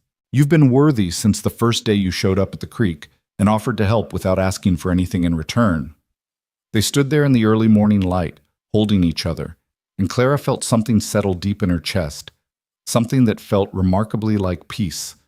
The moment shattered when Abby's voice called from inside. "Mama, Ben spilled the milk again." They broke apart laughing, the spell broken but the understanding remaining. Wyatt helped Clara clean up the spilled milk, joked with the children through breakfast, and settled into the day's work with his usual steady competence. But now there was an added dimension to everything, lingering glances that meant something, hands that found excuses to touch, smiles that held promises. The days took on a new quality after that morning, sweeter somehow, brighter. Wyatt still came every day, but now when he arrived, he greeted Clara with a kiss on her cheek, careful and chaste in front of the children, but unmistakably affectionate. Now when they worked side by side, they talked about things beyond just the immediate tasks, about dreams and hopes, about the future, about what they wanted from life. "I'd like to expand my herd," Wyatt said one afternoon while they hung laundry together. "Build the ranch into something substantial, maybe hire some help eventually, run cattle properly. I think this land could support it." "That's ambitious," Clara observed, but she could hear the excitement in his voice, could see him building castles in his mind. "Is it too ambitious? I don't want to sound like I'm—" "No," Clara cut him off firmly. "It's good to have plans, good to want things. I think you could do it too. You're one of the hardest workers I've ever seen." Wyatt's ears went slightly pink at the praise. "I learned from the best," he said, nodding toward her. "You work harder than anyone I've ever met, Clara." "I work hard because I have to." "Maybe, but you also take pride in it. There's a difference between surviving and living well, and you're trying to live well despite everything. That's admirable." Clara felt warmth spread through her chest at his words. It was such a small thing, recognition that she wasn't just surviving but trying to build something good for her children, but it meant everything coming from him. They fell into comfortable silence, the The kind that required no filling, just being together while the laundry dried and the children played nearby and the Montana skies stretched vast and blue overhead. But peace never lasted long in the territory. The trouble came on a Friday evening in mid-August, rolling into Dry Creek in the form of 5 rough men on rougher horses. Clara was in town collecting payment from the hotel when they arrived, loud and drunk despite the early hour, looking for entertainment and not particularly caring what form it took. She ducked into the mercantile quickly, hoping to avoid notice, but one of them, a big man with a scar running down his cheek, spotted her through the window. "Well, well," he called out, dismounting with the swagger of someone accustomed to intimidating others. "Ain't you a pretty thing? What say you come have a drink with us?" "No, thank you," Clara said stiffly, moving toward her horse. Her heart hammered against her ribs, old fears rising up. She knew this type, knew how quickly verbal harassment could turn physical, knew that being a woman alone made her vulnerable. "Wasn't really asking, sweetheart." The man stepped into her path, close enough that she could smell the whiskey on his breath. "Don't be unfriendly now." The lady said no. The voice came from behind Clara, and she turned to find Wyatt standing there, his posture deceptively relaxed, but his eyes hard as flint. When had he arrived? She hadn't even seen him in town. The scarred man looked Wyatt up and down dismissively. "This your woman?" "I'm her friend," Wyatt said evenly, "and I'm asking you politely to step back and leave her alone." "And if I don't feel like being polite?" The man's hand drifted toward his gun belt, a threat made visible. Wyatt didn't move, but something in his stillness became dangerous. "Then I'll ask less politely." The tension stretched taut between them, and Clara's breath caught in her throat. She'd seen gunfights in Dry Creek before, had seen how fast things could turn deadly. The scarred man seemed to be weighing his options, calculating whether this quiet cowboy was worth the trouble. Finally, he spat in the dust and stepped back. "Ain't worth it. Too many witnesses anyway." He swaggered back to his companions, making crude jokes that carried clearly in the evening air. Clara's hands were shaking so badly she could barely hold her horse's reins. "Are you all right?" Wyatt asked quietly, his hand light on her elbow. "I'm fine. Thank you for... If you hadn't been here... But I was here." His voice was firm. "And I always will be if I can help it. Come on, let's get you home." He rode beside her all the way back to the cabin, his presence both comforting and unsettling. Clara couldn't stop thinking about how quickly things could have gone wrong, how vulnerable she still was despite all her efforts at self-sufficiency. It was a stark reminder that her gender made her a target in ways no amount of competence could fully counter. Back at the cabin, with the children safely occupied inside, Clara found herself shaking from delayed reaction. Wyatt pulled her into his arms without a word, just held her while she trembled against him. "I hate feeling helpless," she whispered fiercely. "I hate that men like that think they can just... I know. It's not fair, and it's not right." Wyatt's arms tightened around her. "But Clara, you're not helpless. You handled that situation perfectly, stayed calm, got yourself out of immediate danger, didn't escalate. That takes strength. I only got out because you were there, this time. But you've been handling situations like that alone for 3 years. You're stronger than you think." He pulled back to look at her face. "Though I have to admit, I'm glad I was there. The thought of something happening to you..." His voice broke, and Clara saw real fear in his eyes.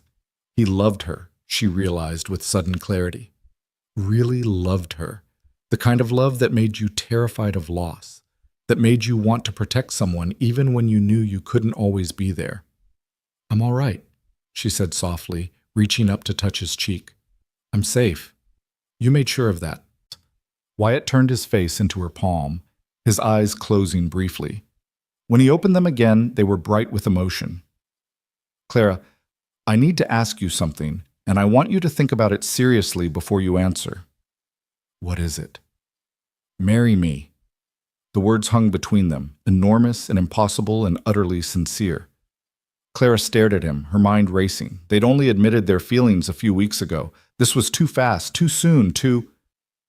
"I know what you're thinking," Wyatt continued quickly. "I know it's fast. But Clara, I'm 33 years old. I've been alone for 5 years. I know what I want, and I want you. I want to build a life with you and your children. I want to be able to protect you properly.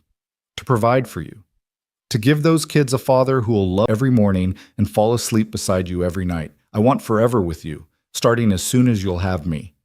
"Wyatt, you don't have to answer right now," he said, but his eyes were pleading.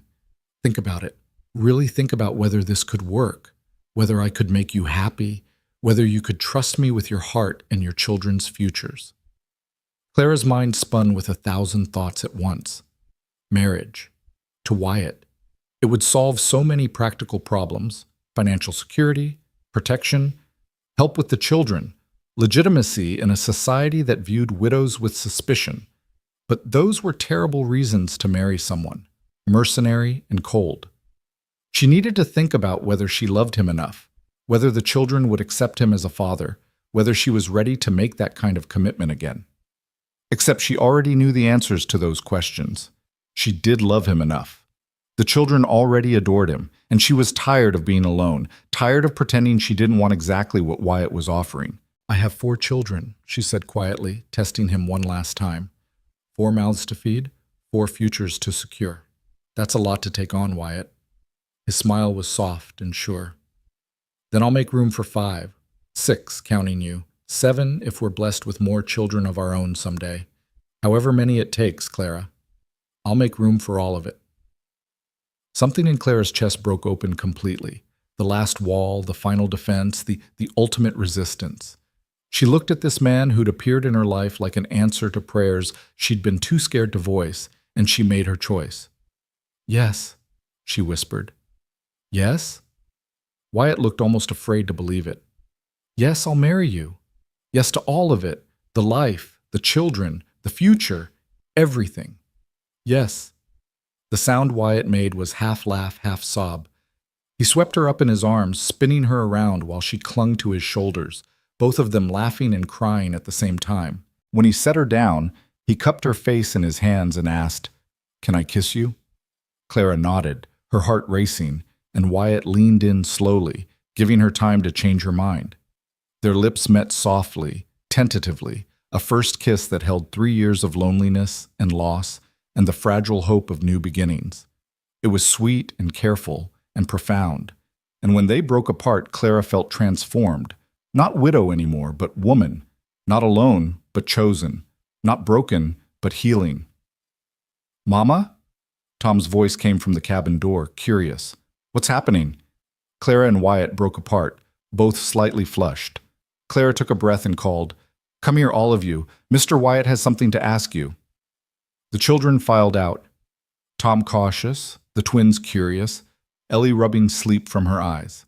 They arranged themselves on the porch, and Wyatt crouched down to be at their level, his expression serious and kind. "I've asked your mama to marry me," he said directly, "and she said yes. But I need to know if that's all right with you all. You're her children, and that makes you the most important people in her life. If you don't want me as part of this family, I'll understand." Tom studied Wyatt with those serious dark eyes, weighing and measuring. Finally, he asked, "Would you be our papa?" "If you'll have me. I'll never replace your real father. He was your papa first, and that's special. But I'd be honored to be your father too, to take care of you and your mama and sisters." "Would we have to call you papa?" This from Abby, who looked uncertain. "You can call me whatever feels right to you, Mr. Wyatt, Wyatt, Papa, Pa, anything that makes you comfortable. There's no wrong answer." Ben stepped forward, his small face earnest. "Would you teach me to ride a horse, a real horse, not just my stick?" Wyatt smiled. "I'd love to teach you to ride." "Then I think it's a good idea," Ben announced, as though that settled everything. Tom continued watching Wyatt, and Clara could see her son working through something internal. Some big decision only an 8-year-old who'd been man of the house could understand. Finally, Tom extended his hand, formal and solemn. "Welcome to the family, Pa," he said.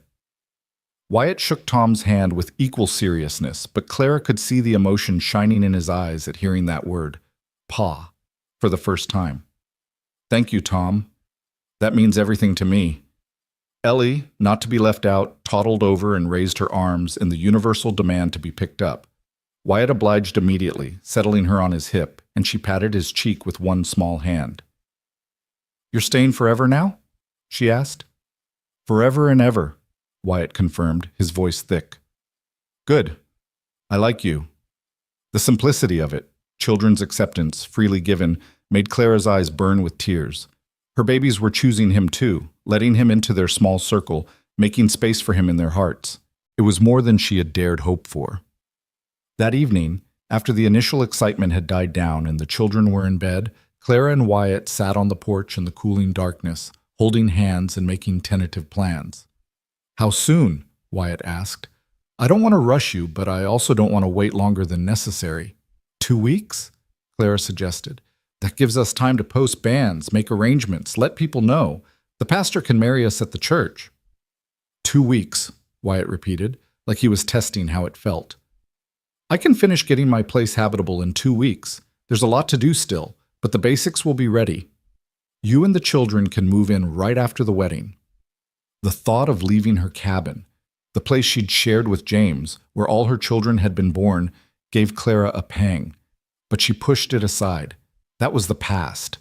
Wyatt represented the future, and she'd chosen to walk toward it instead of staying trapped in memory. I'll need to talk to my customers, she said practically. Let them know I'll still be taking in washing after we're married. We'll need the income until your ranch starts producing. About that, Wyatt looked uncomfortable. Clara, I have some money saved. Not a fortune, but enough to get us through a few lean months if we're careful. You don't have to keep breaking your back over laundry if you don't want to. I like working, Clara said firmly. I like earning my own way. If that bothers you, it doesn't bother me at all. I just want you to know you have options. If you want to keep washing, I'll help you. If you want to start something different, I'll support that too. If you want to focus on the children and the house, that's fine. I'm just saying you don't have to carry everything alone anymore. The concept was so foreign, so entirely opposite from her last 3 years of experience, that Clara had trouble processing it, not having to do everything alone, having someone to share the burden with. It sounded like a dream. I think I'd like to keep taking in some washing, she said finally, but maybe less of it. Maybe just enough to contribute, but not so much I'm exhausted all the time. Whatever you want, Wyatt agreed easily. It's your choice, Clara. Always your choice. They sat in comfortable silence for a while, both adjusting to this new reality they'd created. Engaged. In 2 weeks, they'd be married. In 2 weeks, Clara would be a wife again. The thought was terrifying and exhilarating in equal measure. Thank you, she said quietly. For what? For being patient with me. For not pushing. For letting me come to this in my own time. Clara squeezed his hand. For loving me despite all my walls and fears and complications. Clara. Wyatt turned to face her, his expression fierce. You're not complicated. You're careful, and you have every right to be. You're protecting yourself and your children, and that's admirable. If anything, I'm grateful you trusted me enough to let me in. She leaned her head against his shoulder, feeling safe and cherished in a way she'd thought she'd never experience again. Tomorrow, there would be 1,000 details to manage, a dozen decisions to make, endless preparations for building a new life together. But tonight, she just let herself feel the simple rightness of this choice, the quiet certainty that she was exactly where she was supposed to be. 2 weeks, she whispered into the darkness. 2 weeks, Wyatt echoed and pressed a kiss to the top of her head. I can't wait. Neither could Clara, she realized with a start. For the first time in 3 years, she wasn't just surviving. She was looking forward to the future with genuine excitement, genuine hope. She was allowing herself to believe that good things could still happen, that happiness wasn't just a memory, but a possibility waiting to unfold. The stars wheeled overhead in their eternal patterns, and somewhere in the distance a coyote called out to the night. Clara closed her eyes and made a silent promise, to herself, to James's memory, to the man sitting beside her, to the future they would build together.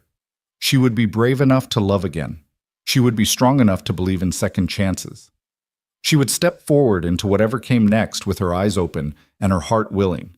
The past would always be part of her, would always leave its scars. But the past didn't have to determine the future. She'd survived the worst life could throw at her, had come through the fire still standing. Now it was time to do more than just survive. It was time to live. And with Wyatt beside her and her children surrounding them both, Clara finally believed she could.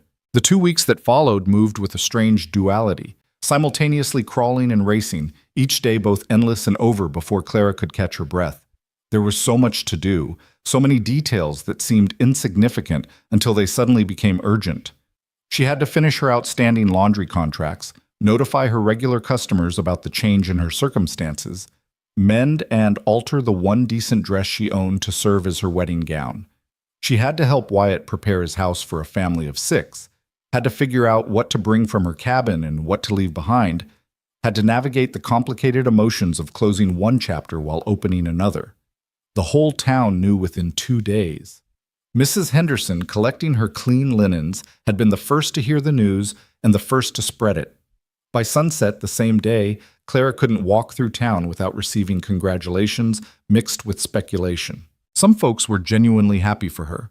The pastor's wife clasped her hands warmly and said it was about time she had some help with those children.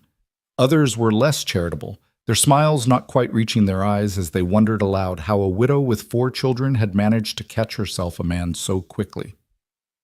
"Don't listen to them," Wyatt said firmly when Clara mentioned the gossip.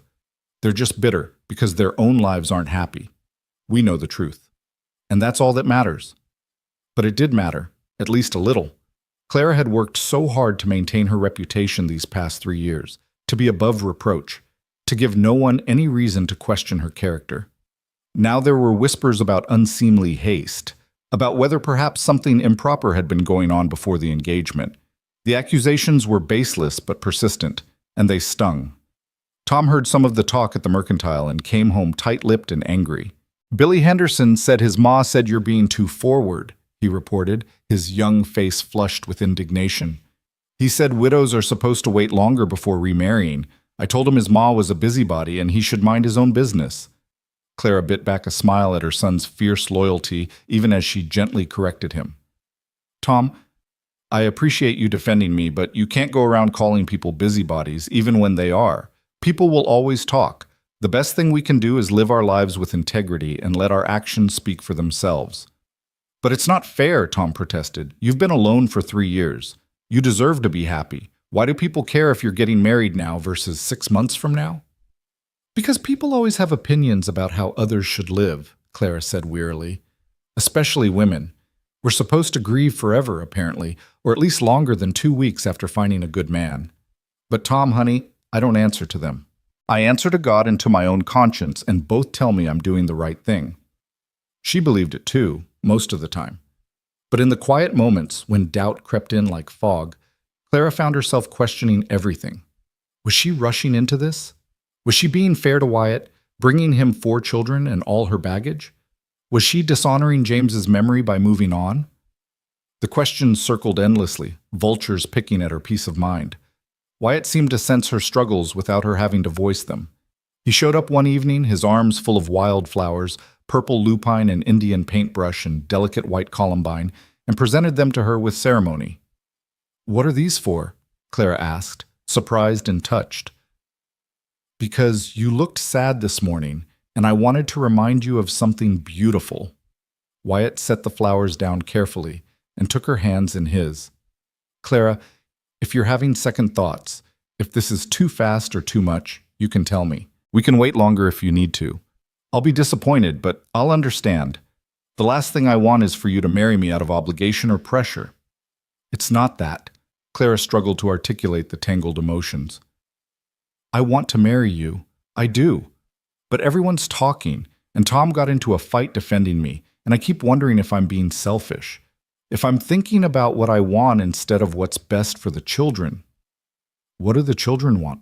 Wyatt asked quietly. Clara considered. "They want you. They're excited about the wedding, about moving to your place, about having a father again. Tom's been practicing calling you Pa when he thinks no one's listening. The twins have planned out their entire bedroom already. Ellie asks every morning if it's wedding day yet.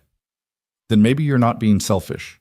Maybe you're giving your children exactly what they need. A complete family, stability, a father who loves them. Maybe you're allowed to want happiness for yourself too." "Am I though?" The question came out raw, vulnerable. "Am I allowed to be happy when James is dead? When he'll never get to see his children grow up, never get another chance at life? It feels wrong somehow, like I'm betraying him by moving on. Wyatt was quiet for a long moment, his thumbs rubbing gentle circles on the backs of her hands. When he spoke, his voice was thick with emotion. I understand that feeling more than you know. For the first 2 years after Sarah died, I felt guilty every time I smiled, every time I enjoyed a sunset or a good meal. It felt like I was forgetting her, like happiness was a betrayal. But Clara, that's not living. That's just existing in a prison of grief. How did you get past it? Honestly, time helped, and realizing that Sarah wouldn't have wanted me to stop living.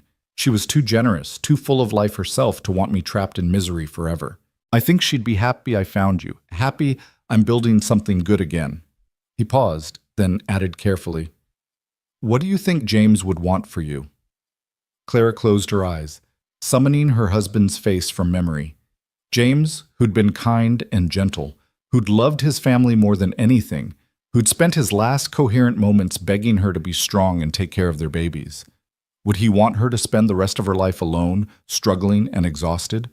Or would he want her to find help, to find love, to give their children the stable family life he'd wanted so desperately to provide? He'd want me to be happy, she admitted finally. He'd want the children to have a father. He'd probably like you, actually. You're a lot like him in some ways, steady, hardworking, kind. He'd approve. Then stop feeling guilty for being happy. Stop listening to the gossips and the busybodies. Marry me in 2 weeks like we planned, and let's build the life we both deserve. Clara opened her eyes and found Wyatt watching her with such open affection, such genuine care, that her remaining doubts dissolved like morning mist. "All right," she said, and this time she meant it completely. "No more second guessing. No more worrying about what people think. We're doing this." Wyatt's answering smile was brilliant. "We're doing this," he agreed and pulled her into a kiss that tasted like promise and new beginnings. The days took on a frantic quality as the wedding approached. Wyatt spent every available hour working on his house, transforming the dilapidated Holloway place into something resembling a home. He added a second bedroom for the children, reinforced the loft for Tom, fixed every loose board and leaky window. Clara helped when she could, bringing the children along to clean and organize, everyone working together toward the shared goal. The twins argued endlessly about bedroom arrangements. "I want the corner by the window," Abby insisted. "But I want the window," Ben countered. "You can have the corner by the door." "That's not the same thing," Tom mediated with the patience of someone well-practiced in sibling disputes. "How about you each get the window for half the year? Abby gets it spring and summer, Ben gets it fall and winter?" The twins considered this seriously, then nodded agreement. Crisis averted. Watching them, Clara felt a surge of gratitude for her oldest son's maturity. But she also worried he was growing up too fast, taking on too much responsibility. Maybe having Wyatt as a father would let Tom be more of a child again, let him relax some of the burden he'd been carrying. One afternoon, while Clara was scrubbing the floors and the children were outside with Wyatt learning to tend his small herd, she allowed herself to imagine the future. Living here, in this house that was bigger and sturdier than her cabin. Waking up next to Wyatt every morning. Watching him teach her children everything a father should teach. Maybe, eventually, having more children, babies that would be both hers and his, brothers and sisters for Tom and the twins and Ellie. The thought filled her with equal parts terror and longing. She was 36 years old, not exactly young for childbearing anymore. And pregnancy was always dangerous, doubly so out here where doctors were scarce and complications could turn deadly in hours. Sarah had died that way, and so had countless other women Clara had known. The risk was real and substantial. But oh, the thought of a baby with Wyatt's blue eyes and her dark hair. A child created from love rather than duty, from choice rather than expectation. A fresh start, a symbol of their new life together. "You're thinking awfully hard about something." Wyatt's voice startled her from her reverie. He stood in the doorway, dusty and tired but smiling. "Just imagining the future," Clara admitted. "Good things, I hope." "Mostly good. Some scary. All overwhelming." Wyatt crossed to her, pulling her to her feet and into his arms, despite her protests about her wet hands and dirty dress. "Overwhelming, I understand. Scary, I get too. But we're in this together, Clara. Whatever comes, We'll face it side by side. She leaned into his solid warmth, presence. Have I thanked you lately for being exactly what I needed? You don't have to thank me for loving you. That's not work, Clara. That's the easiest thing I've ever done. The pastor's wife helped Clara alter her wedding dress, letting out seams and adding some lace borrowed from the church's collection of donated goods. It wasn't fancy, just a simple blue cotton dress in a shade that matched Clara's eyes. But when she tried it on and saw herself in the mirror, she barely recognized the woman staring back. She looked younger somehow, the permanent lines of stress around her mouth softening, hope replacing the perpetual worry in her expression. You're glowing, the pastor's wife said warmly. That's what love does, I suppose. Makes us all beautiful. Clara touched her reflection wonderingly. Was she beautiful? She'd never thought of herself that way. Too thin, too worn, too marked by hardship. But maybe Wyatt saw something different. Maybe through his eyes, she was something worth treasuring. The night before the wedding, Clara couldn't sleep. She lay in her cabin one last time, listening to her children's breathing, cataloging every familiar sound and smell. This place had been her whole world for years. These four walls had witnessed her highest joys and deepest sorrows. James had died in this room. Her babies had been born here. Every memory she had of her marriage was soaked into these rough-hewn boards. Leaving felt like abandonment, like betrayal. But staying would be worse, would mean clinging to the past instead of embracing the future. James was gone, and no amount of living in their old home would bring him back. The best way to honor his memory was to do what he'd always wanted, give their children a good life, find happiness where she could, keep moving forward. Goodbye, Clara whispered into the darkness, saying it to the cabin, and to James, and to the woman she'd been for 3 hard years. Thank you for everything. I'll never forget you. The wedding day dawned clear and perfect, the October sky that particular shade of crystalline blue that only happened in Montana. Clara woke before sunrise, her stomach a tangle of nerves and excitement. The pastor's wife arrived early to help her dress and arrange her hair, chattering cheerfully about the weather and the growing number of people planning to attend. Half the town's coming, she reported. Everyone loves a wedding, and you two have become quite the romantic story. The lonely widow and the kind cowboy who won her heart. Clara made a face.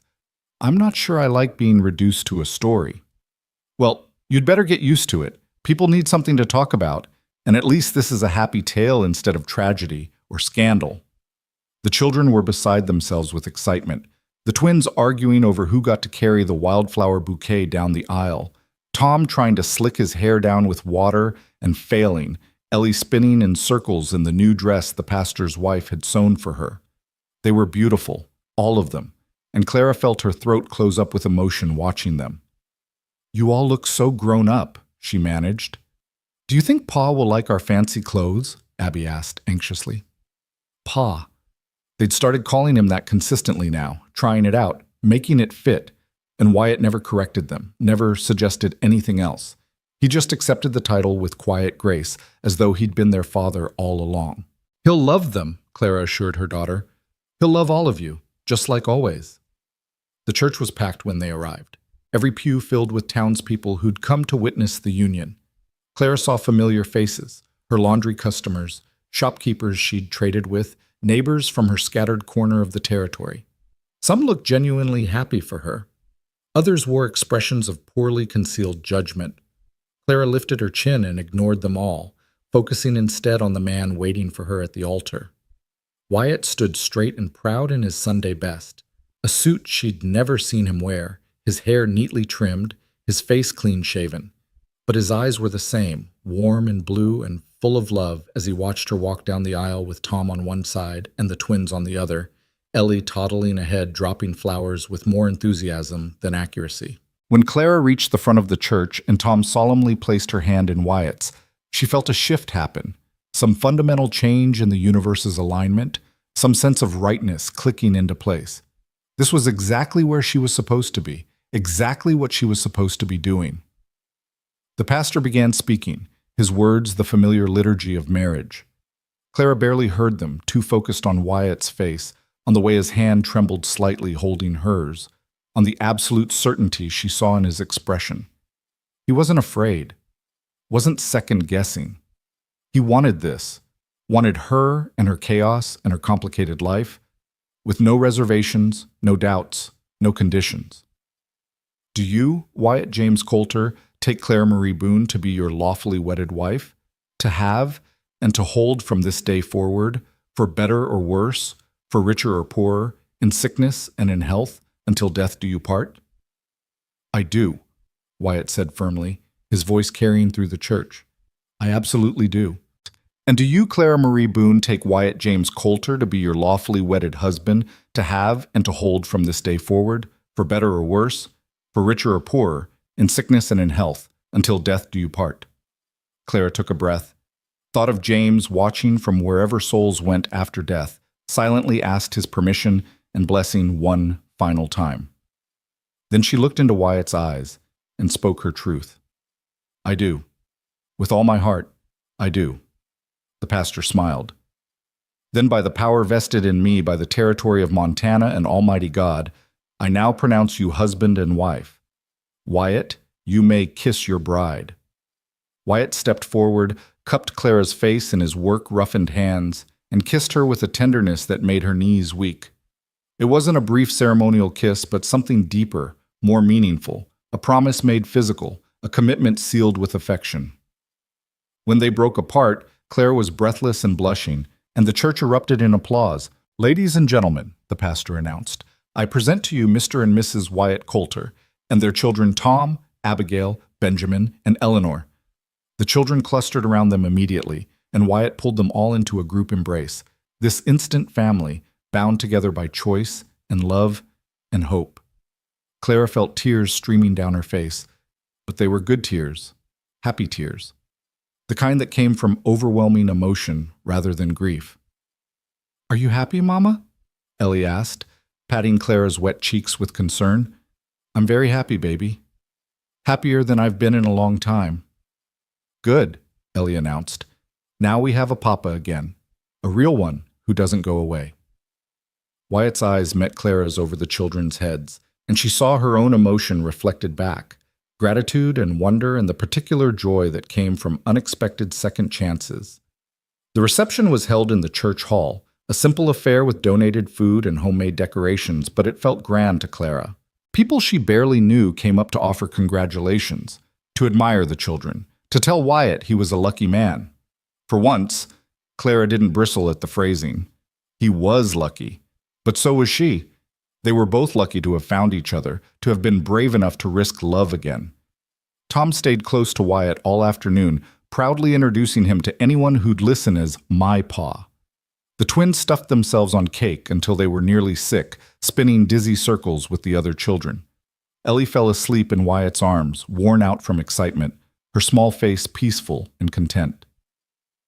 As the sun began its descent toward the mountains, painting the sky in shades of pink and gold, Wyatt pulled Clara aside. Ready to go home? He asked quietly. Home. Not her cabin, not his place, but their home. Their shared space, their new beginning. Clara looked around at the gathering, at the children playing, at the neighbors gossiping, at the remnants of celebration scattered across tables. This was her community, for better or worse. These people had watched her struggle, had helped when they could and judged when they couldn't, had witnessed her lowest moments and now her highest. They were part of her story, but they weren't the whole story. Yes, she said. Let's go home. They loaded the children into the wagon Wyatt had borrowed for the occasion, along with the few possessions Clara was bringing from her old life. She'd sold or given away most of it, the furniture too worn to keep, the dishes too chipped to matter. She'd kept only the things that had sentimental value. James's pocket watch for Tom, her mother's quilt, the wooden bird James had carved for their first anniversary. Everything else was being left behind with the cabin and the past it represented. The ride to the Coulter Ranch, she still wasn't used to thinking of herself as a Coulter, took 20 minutes, the children chattering excitedly the whole way. When they crested the rise and saw the house waiting below, lights glowing warm in the windows, Clara felt something settle in her chest. This was it. This was her new life, starting right now. Wyatt carried Ellie inside while the other children tumbled out of the wagon, racing each other to the door. Clara followed more slowly, taking in every detail. The house looked different than the last time she'd seen it, lived in now, welcoming. Wyatt had hung curtains in the windows, placed rugs on the floors, filled the kitchen with dishes and supplies. He'd prepared for them, had made space for his instant family with care and intention. "What do you think?" Wyatt asked nervously, setting Ellie down gently on the sofa. Clara turned in a slow circle, seeing the home he'd built for them, for her and her children, and the life they'd share. Seeing the effort and love poured into every detail, every preparation. Seeing hope made manifest in wood and cloth and careful arrangement. "It's perfect," she said, and meant it absolutely. "It's the most perfect thing I've ever seen." The children claimed their rooms with loud enthusiasm, the twins already arguing about bed placement despite having agreed on it weeks ago. Tom disappeared into the loft, his private space where he could be 8 years old and 14 and everywhere in between. Ellie curled up in the rocking chair by the fireplace, thumb in her mouth, watching everything with wide, sleepy eyes. "I should get her to bed," Clara said, but Wyatt caught her hand. "In a minute. First, I have something for you." He reached into his vest pocket and pulled out a small wooden box, worn smooth with age. Inside, nestled in faded velvet, was a ring, simple gold with a small turquoise stone set in the center. "It was my grandmother's," Wyatt said quietly.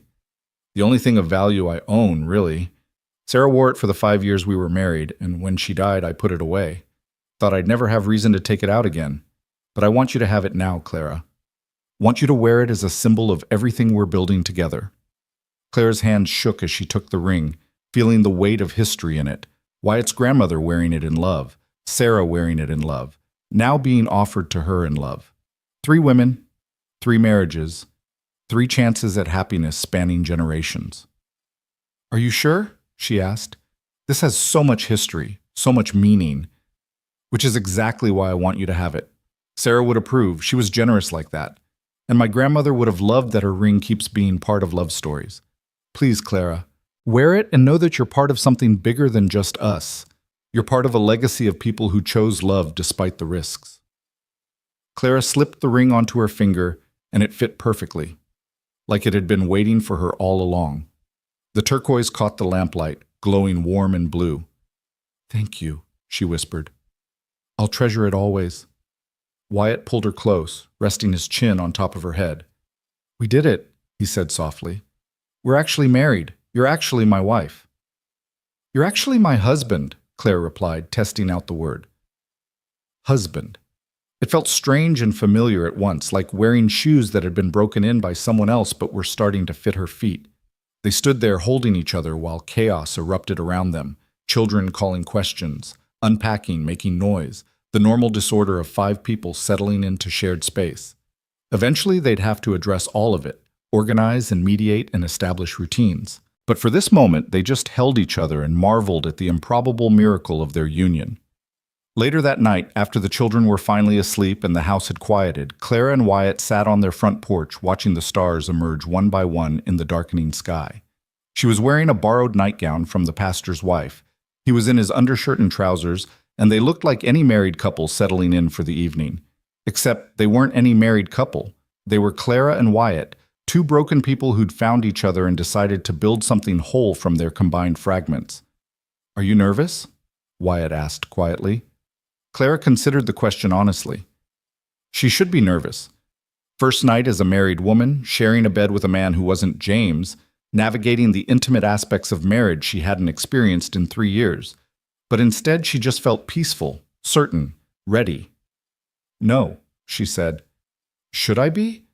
I don't know. I'm a little nervous." Wyatt smiled ruefully. "I want to do everything right. Want to make you happy. Want to be worthy of the trust you're giving me." "You're already worthy, Wyatt. You've been proving it since the first day we met." Clara took his hand, threading their fingers together. "We'll figure it out as we go, just like everything else. Together." "Together," Wyatt echoed, and kissed her softly. They stayed on the porch a while longer, reluctant to end the day, wanting to hold on to this perfect moment before life's complications inevitably intruded. Tomorrow, there would be work to do, children to raise, a ranch to run, a life to build from scratch. There would be hard days and disagreements and moments of doubt. There would be all the challenges that came with blending a family, with learning to be partners, with choosing each other every day instead of just once. But tonight, under the vast Montana sky, with stars burning overhead like promises, Clara let herself simply be happy. She'd survived the worst. She'd endured loss and loneliness and despair. She'd kept going when quitting would have been easier. And now, finally, she was receiving her reward. Not just survival, but life. Not just existence, but joy. Not just making do, but thriving. "I love you," she said to Wyatt, the words coming easier now, less frightening. "I love you too," he replied. "I'll love you tomorrow, and the next day, and all the days after that. I promise." It was a promise Clara believed absolutely, and as they finally went inside, hand in hand, to begin their first night as husband and wife, she carried that certainty with her like a light against the darkness. The house welcomed them with warm lamplight and the quiet breathing of sleeping children. Their children now, all 5 of them, bound together by choice and love and the particular grace that came from second chances. Clara closed the door behind them, and in that simple action, she closed the door on her old life too. The widow Clara Boone was gone, transformed into Clara Coulter, wife, mother, partner, woman who dared to hope. And in the bedroom that Wyatt had prepared with such care, as he held her with tenderness and kissed her with reverence, Clara finally understood what she'd been too afraid to believe before. Love wasn't a finite resource that got used up when someone died. It was infinite, renewable, capable of growing back even stronger after being cut down. She'd loved James with all her heart, and that love would always be part of her. But there was room in that same heart for Wyatt too. Room for this different but equally profound connection. Room for all the love still waiting to be discovered. "Thank you for making room for us," she whispered against his shoulder as they lay together afterward, tangled and content. "For making room for all 5 of us." 6, Wyatt corrected sleepily, pulling her closer. "You keep forgetting to count yourself. But you're the most important one, Clara. You're the center that holds everything together. I didn't just make room for 5. I made room for 6. For all of us. For our family. Our family." The words settled into Clara's heart like a benediction, like the answer to prayers she'd stopped praying, like grace she hadn't known she still deserved. She fell asleep in her husband's arms, in her new home, with her children safe under the same roof, and for the first time in 3 long years, Clara Boone, now Clara Coulter, slept deeply and dreamlessly, untroubled by fear or worry or the weight of carrying everything alone. She'd made it through the storm, and on the other side, waiting with patient kindness, had been exactly what she needed most. Not rescue, not charity, not pity, just love. Simple, steadfast, transformative love. And really, that was enough. More than enough. It was everything. Morning came soft and golden, sunlight filtering through the curtains Wyatt had hung with such care. Clara woke slowly, disoriented for a moment by the unfamiliar room, the different quality of light, the warm presence beside her. Then memory returned. She was married. This was her home now. The man sleeping peacefully next to her was her husband, and she felt a smile spread across her face so wide it almost hurt. She studied Wyatt in the early light, his face relaxed in sleep, younger somehow without the weight of waking worries. There were lines around his eyes from squinting into sun and wind, a small scar on his chin she'd never noticed before, and his hair stuck up at odd angles that made him look almost boyish. He was handsome, she decided, though not in any conventional way. His appeal was quieter, steadier, the kind of attractiveness that grew the more you knew someone, that came from character rather than mere features. As though sensing her scrutiny, Wyatt's eyes opened, and the smile that crossed his face when he saw her watching was luminous.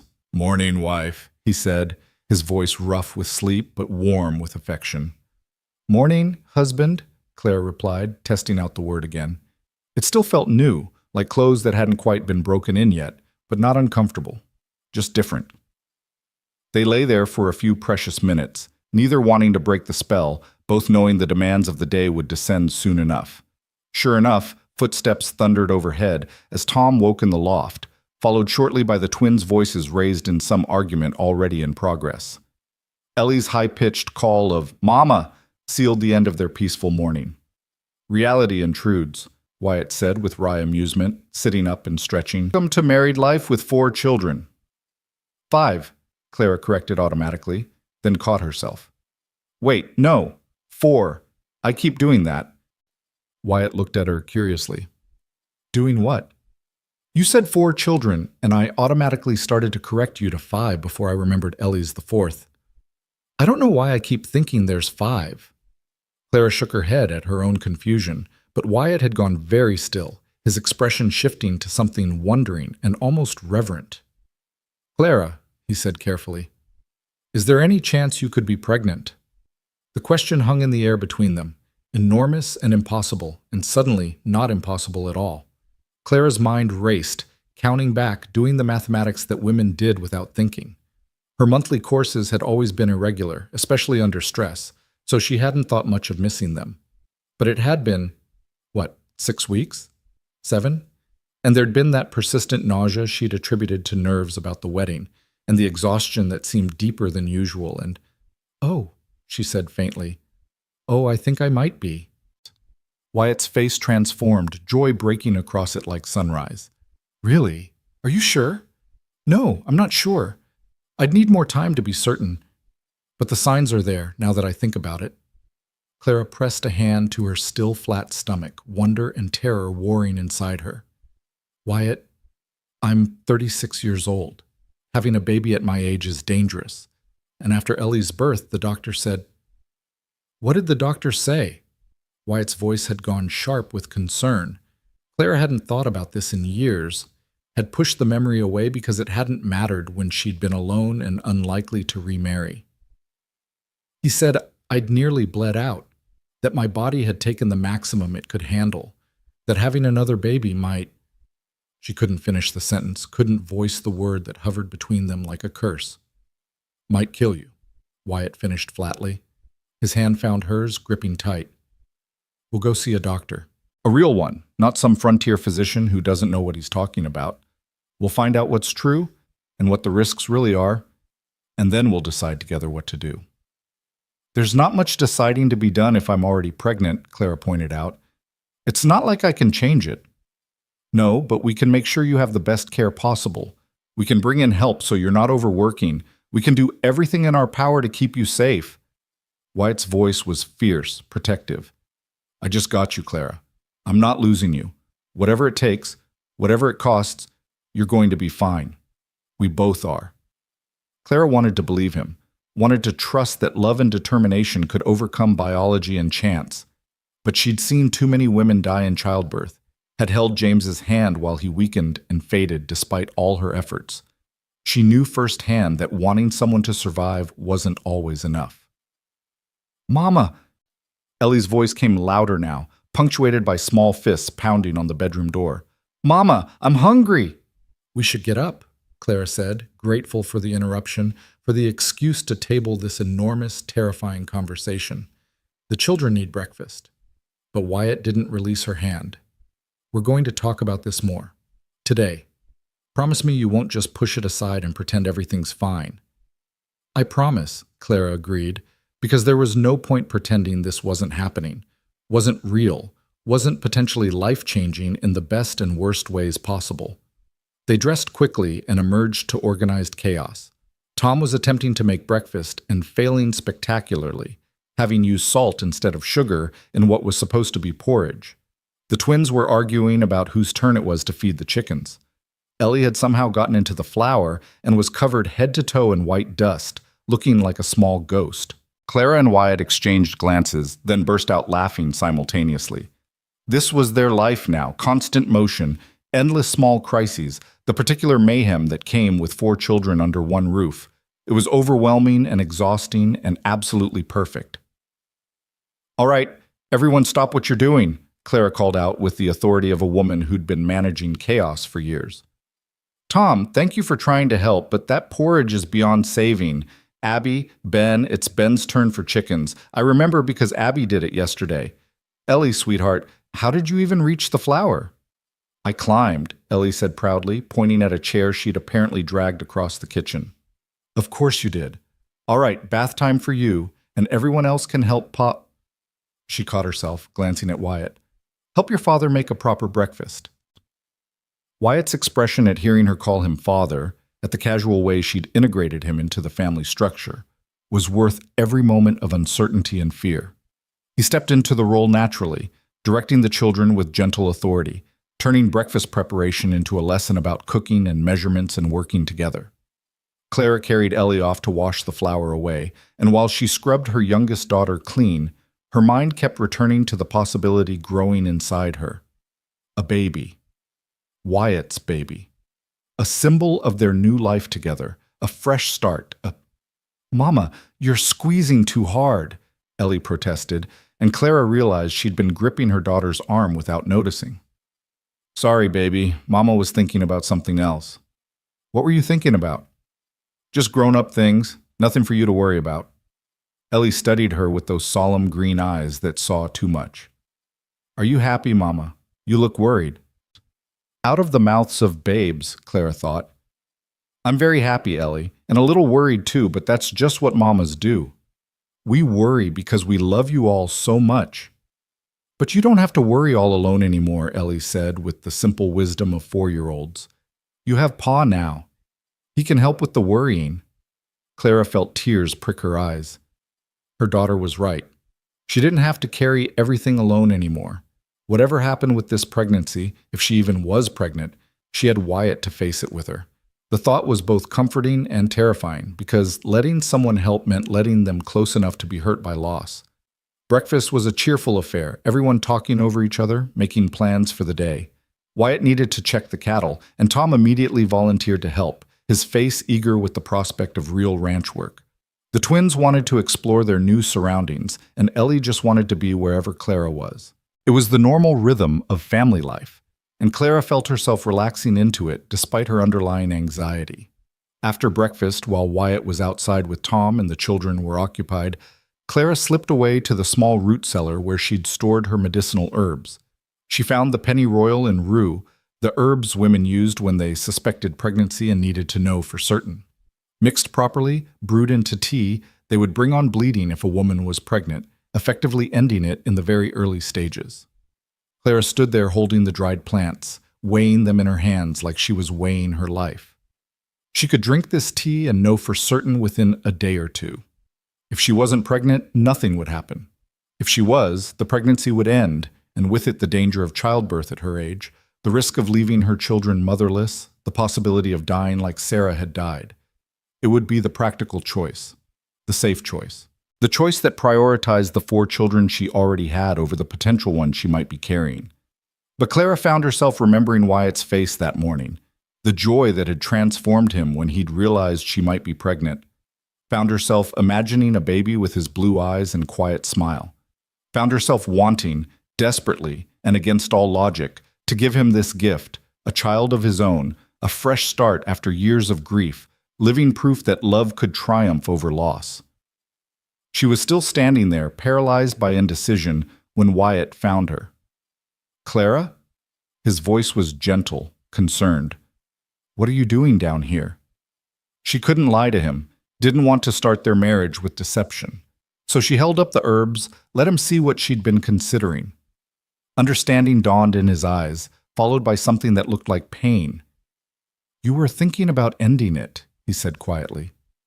Not an accusation, just a statement of fact. I was thinking about being practical, Clara corrected. About staying alive for the 4 children I already have. About not taking unnecessary risks. And what did you decide? I don't know yet. That's the problem. I don't know what the right choice is. Wyatt crossed to her, took the herbs gently from her hands and set them aside. Then he cupped her face in his palms, forcing her to meet his eyes. Clara, I want you to listen to me very carefully. I love you more than I can say, and if we're blessed with a baby, I'll be the happiest man in the territory. But not at the cost of your life. Never at that cost. If continuing this pregnancy puts you in real danger, if the doctor confirms what that frontier physician said years ago, then we won't continue it. We'll use those herbs or find another way, and I'll be sad, but I'll understand. Because you're the most important person in my life. You're irreplaceable. And I need you to live, Clara. Your children need you to live. We all need you. Tears streamed down Clara's face. But you want this baby. I can see how much you want it. I want you more. 1,000 times more. Yes, a baby would be wonderful, but only if it doesn't cost me my wife. That's not a trade I'm willing to make. What if I want to try? The words came out in a whisper, barely audible. What if I want to give you this gift? Want to prove that good things can still happen? Want to believe that maybe this time it will be different? Wyatt was quiet for a long moment, and she could see him wrestling with his own desires and fears. Finally, he spoke carefully. If you want to try, then we try. But only after we talk to a real doctor. Only after we understand the actual risks instead of 3-year-old warnings from a man who might not have known what he was talking about. And if the risk is too high, we don't do it. We find another way to build our family. Or we accept that 4 children is already more blessing than most people ever get. What other way? Clara asked, genuinely curious. Adoption, maybe. There are always children who need homes, orphans from wagon trains, or women who died in childbirth. We could give one of them a family instead of risking you to create a new life. The end result is the same. Another child to love, another soul to raise. Does it matter if they're blood or not? Clara thought of Tom and the twins and Ellie, thought of how completely Wyatt had accepted them as his own despite no biological connection, thought of how family was made through love and choice as much as through blood and birth. Maybe he was right. Maybe there were other paths to growing their family that didn't require her to risk everything. All right, she said finally. We'll wait. We'll find a real doctor and get real information. Then we'll decide together what to do. Wyatt pulled her into his arms, holding her tight enough that she could feel his heart beating against her chest. Thank you, he whispered into her hair. Thank you for being willing to wait, for not making this decision alone. They stood there in the cool darkness of the root cellar, holding each other while life continued overhead, children playing, chickens clucking, wind moving through the prairie grass. It was a moment suspended outside time, a breath held before plunging forward, and Clara memorized every detail of it. The smell of dried herbs and earth, the solid warmth of Wyatt's body, the sound of her children's laughter filtering down from above, the feeling of being held, being cherished, being loved enough that someone would put her life above their own desires. The next few weeks passed in a blur of adjustment and discovery. Clara settled into her role as Wyatt's wife, learning his rhythms and preferences, figuring out how to manage a larger household with more resources than she'd ever had before. The children adapted with the resilience of youth, squabbling and playing and slowly accepting that this new arrangement was permanent, that Wyatt wasn't going to disappear like their birth father had. Tom, especially, bloomed under Wyatt's attention. He followed his new father everywhere, soaking up lessons about ranching and livestock, asking endless questions that Wyatt answered with patient thoroughness. Clara watched her son transform from a boy forced to be too old too soon into someone who could actually be 8 years old, who could make mistakes without the weight of responsibility crushing him, who could laugh freely because someone else was there to catch what he dropped. The twins settled their bedroom dispute with surprising maturity, deciding to rotate positions every month so both got equal time by the window. They spent their days exploring the property, coming back muddy and happy with treasures they'd found. Interesting rocks, bird feathers, a shed snakeskin that made Clara shudder but which Wyatt examined with appropriate scientific interest. They were healing, she realized, from the trauma of losing their father so young, from years of watching their mother struggle. Security did that for children, gave them space to be young again. Ellie attached herself to Wyatt with single-minded devotion, following him around calling Pa, Pa, Pa, until he picked her up and carried her while he worked. He indulged her shamelessly, carving her toys, telling her stories, letting her help with tasks that would have been finished faster without her assistance. Clara watched them together and felt her heart expand with a love so fierce it bordered on painful. She still hadn't been to see a doctor about the pregnancy. Part of her was afraid of confirmation, afraid that making it real would somehow make it more dangerous. But she couldn't ignore the signs forever, the persistent nausea that struck mostly in the mornings, the exhaustion that went bone deep, the way her breasts were tender and her emotions unpredictable. She was pregnant, almost certainly, and eventually she'd have to face that reality. The decision was taken out of her hands one morning in late October when she woke up feeling particularly ill, barely made it outside before being violently sick. Wyatt found her there, pale and shaking, and his face went grim. "That's it," he said firmly. "We're going to see Dr. Morrison in Helena, today. I don't care if it's a 3-day ride. You need proper medical care, and you need it now." "Wyatt, I can't just leave the children." "The pastor's wife already said she'd watch them if we needed to travel. I asked her last week, just in case. We're going, Clara. No more delays, no more excuses." Part of Clara wanted to argue, to assert her independence, to insist she could manage this alone, like she'd managed everything else. But a larger part was secretly relieved to have the decision made for her, to have someone else taking charge, to have a partner who cared enough to insist on her well-being, even when she was prepared to neglect it. They left the next morning after tearful goodbyes from the children, who'd never been separated from Clara for more than a few hours. The ride to Helena was long and uncomfortable, especially for Clara, who felt increasingly unwell as they traveled.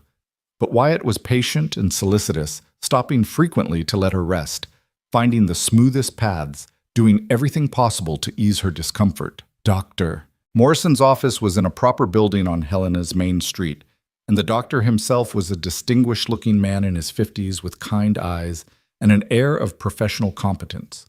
He examined Clara thoroughly while Wyatt waited outside, asked detailed questions about her medical history, and finally delivered his verdict with careful precision. "You are indeed pregnant, Mrs. Coulter. I'd estimate about 8 weeks along, give or take.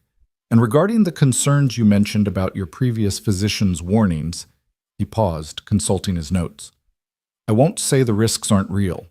You're 36, which is considered advanced maternal age. Your last birth was difficult, and there was significant hemorrhaging. But medical science has advanced considerably even in the past 4 years.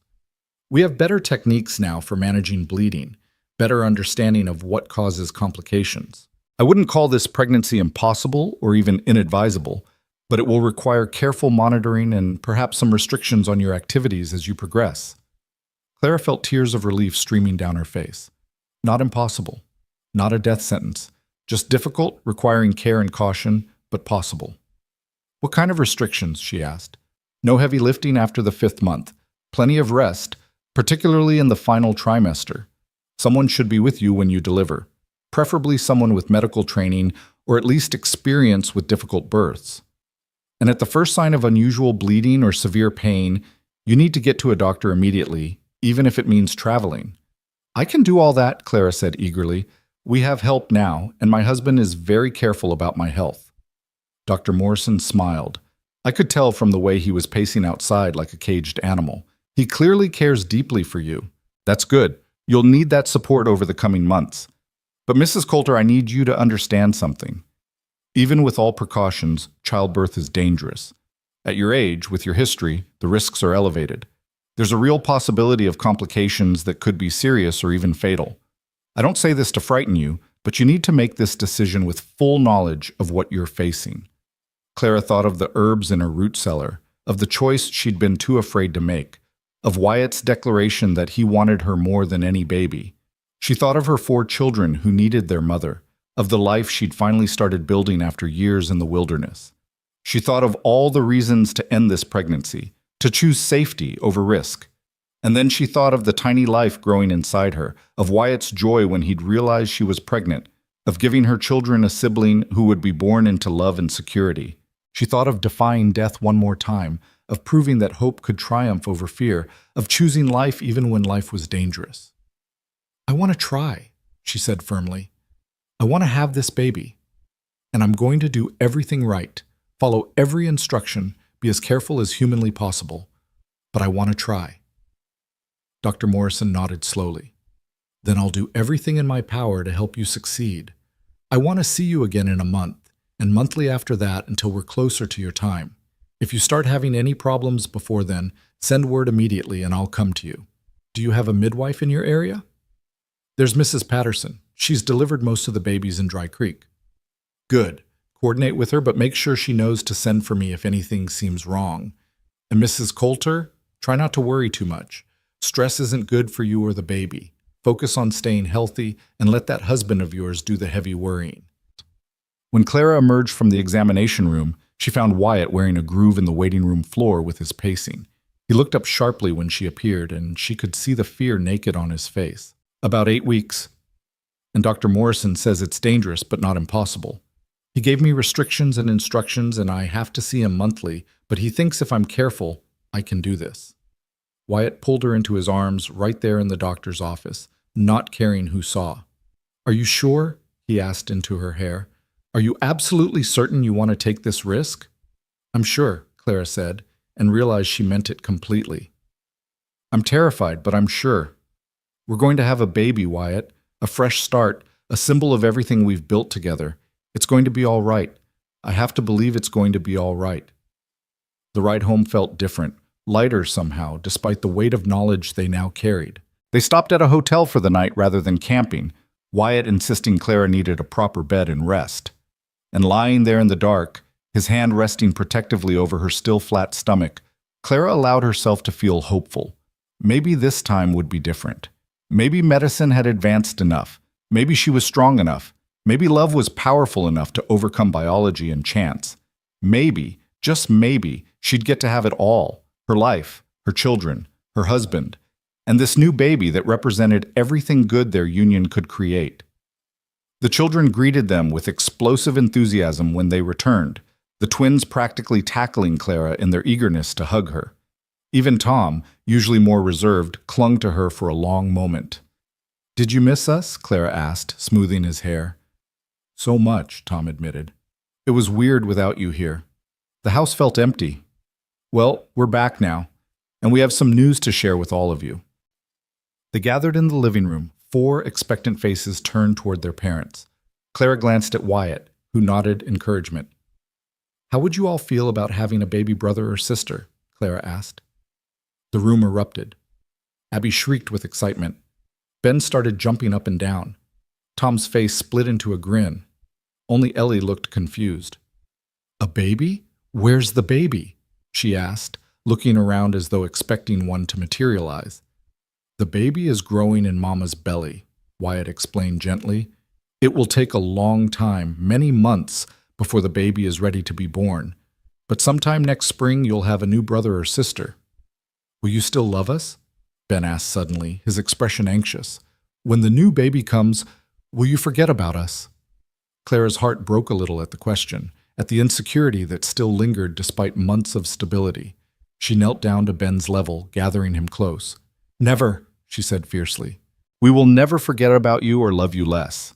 Having a new baby doesn't take away love from the rest of you. It just makes more love. There's always enough love, Ben. Always." "Your mama's right," Wyatt added, pulling the other children close. "You 4 were here first, and you'll always be special. The baby will be lucky to have such wonderful big brothers and sisters to look up to and learn from." The reassurance seemed to satisfy them, and soon the children were excitedly making plans for the baby, arguing about names and whether it would be a boy or girl and where the baby would sleep. Their enthusiasm was infectious, and Clara found herself laughing at their earnest debates about whether the baby should be named Thunder or Flower or some combination thereof. That night, after the children were finally settled and the house was quiet, Clara and Wyatt sat by the fire making their own plans. They discussed converting the small storage room into a nursery, about asking Mrs. Patterson to be present for the birth along with Dr. Morrison if possible, about gradually shifting Clara's workload to prepare for when she'd be restricted from heavy labor. "I've been thinking," Wyatt said carefully, "about hiring some help. A woman from town who could come a few times a week to assist with cleaning and cooking. We can afford it with the cattle sales, and it would take pressure off you." Clara's first instinct was to refuse, to insist she could manage everything herself like she always had. But she caught herself, recognized the old patterns of thinking that no longer served her. She didn't have to do everything alone anymore. Accepting help wasn't weakness. It was wisdom. "That's a good idea," she said instead. "Maybe we could ask if Mrs. Henderson's daughter would be interested. She's been looking for work, and I know she's trustworthy." Wyatt's smile was warm with approval and relief. "That's my practical wife. I was worried you'd fight me on this." "The old Clara would have," Clara admitted. "But I'm learning, slowly, that it's okay to need help, okay to accept it when it's offered. You've taught me that." "We teach each other," Wyatt corrected gently. "You've taught me that it's possible to love again after loss, that hope isn't foolish, that good things can still happen even after the worst has already happened. We're learning together, Clara, building this life one day at a time. The months that followed were a strange mixture of ordinary and extraordinary. Life continued with its normal rhythms, children to raise, a ranch to run, a household to maintain, but underneath it all was the constant awareness of the life growing inside Clara, of the approaching deadline when everything would change again. Clara's pregnancy progressed well at first. The morning sickness eased after the first trimester, and she felt almost normal through the winter months. She followed Dr. Morrison's instructions religiously, giving up heavy lifting, resting when she needed to, letting Mrs. Henderson's daughter Mary help with the harder housework. Wyatt was attentive to the point of being overprotective, rushing to help her anytime she so much as stood up too quickly, worrying constantly about every small twinge or pain. "I'm pregnant, not dying," Clara said one afternoon when he'd practically carried her to a chair after she'd been on her feet for 20 minutes. "Women have babies all the time, Wyatt. It's natural." "Natural doesn't mean safe," he countered, "and I'm not taking any chances with you." His concern was touching even when it was frustrating. Clara recognized it for what it was: fear born of having lost someone before, of knowing exactly how quickly things could go wrong. So she indulged his protectiveness even when it chafed, understanding that it came from love rather than any doubt about her capability. The children adapted to the upcoming change with varying degrees of enthusiasm. The twins treated Clara's growing belly like a fascinating science experiment, arguing about whether the baby could hear them when they talked to it, pressing their ears against her stomach trying to detect movement. Tom became even more responsible, taking on additional chores without being asked, trying to make things easier for his mother. And Ellie, now 5 years old and more articulate, had decided she would teach the baby everything important once it arrived. "I'll show the baby where all the good mud is," she announced seriously one day. "And which chickens are nice and which ones peck. And how to climb the apple tree even though Mama says not to." "Maybe we'll save the climbing lessons for when the baby's a little older," Clara suggested diplomatically. Winter softened into spring, snow melting to reveal prairie flowers and green grass. Clara's belly swelled unmistakably now, the baby's movements visible from outside, little kicks and rolls that fascinated everyone. Dr. Morrison pronounced himself satisfied with her progress during his monthly visits, though he reminded her constantly to be cautious, to rest, to not overdo it. As her due date approached, Clara found herself cycling through every emotion imaginable. Excitement about meeting this new life she and Wyatt had created, terror about the delivery itself, about the very real possibility of complications, guilt about the time and attention she'd have to divert from her other children, gratitude for Wyatt's steadfast support, for the life they'd built, for having made it this far. On a warm May morning, with meadowlarks singing and the scent of sage heavy in the air, Clara's labor began. She woke to familiar cramping, felt the first contractions grip her belly, and knew the time had come. "Wyatt," she said quietly, touching his shoulder. "It's starting." He was awake immediately, fear and determination warring on his face. "Are you sure? Maybe it's false labor, maybe—" "It's not false labor. I've done this 4 times before, remember? This is the real thing." Wyatt moved into action with impressive efficiency. He sent Tom riding hell for leather to fetch Mrs. Patterson and to send a telegram to Dr. Morrison. He settled the younger children with Mary, who'd come early knowing this day was imminent. He prepared the bedroom according to Mrs. Patterson's previous instructions, boiled water, gathered clean linens, did everything right with shaking hands that betrayed his terror. Mrs. Patterson arrived within the hour, her weathered face calm and competent. She examined Clara and nodded approvingly. "You're progressing well, honey. First babies from new marriages often come fast. I'd say you've got maybe 6-8 hours ahead of you. 6 to 8 hours of pain, of risk, of walking the line between life and death." Clara tried not to think about all the ways this could go wrong, tried to focus on the fact that she'd survived this 4 times before, that medical science had advanced, that she had helped this time instead of managing alone. But as the contractions intensified and the hours dragged on, fear crept in despite her best efforts. The pain was familiar but no less overwhelming for its familiarity. Her body knew what to do, but that didn't make the process any less violent, any less frightening. And when Mrs. Patterson's expression shifted from calm To concerned midway through the afternoon, Claire's fear crystallized into genuine terror. "What's wrong?" she gasped between contractions. "Nothing's wrong yet," Mrs. Patterson said carefully, "but the baby's positioned oddly. Not breech, but not quite right either. We may need to help things along a bit." Dr. Morrison arrived shortly after sunset, having ridden hard from Helena when he received the telegram. He took one look at the situation and his face went serious. "Wyatt," he said firmly, "I need you outside." "No," Clara said, her voice breaking.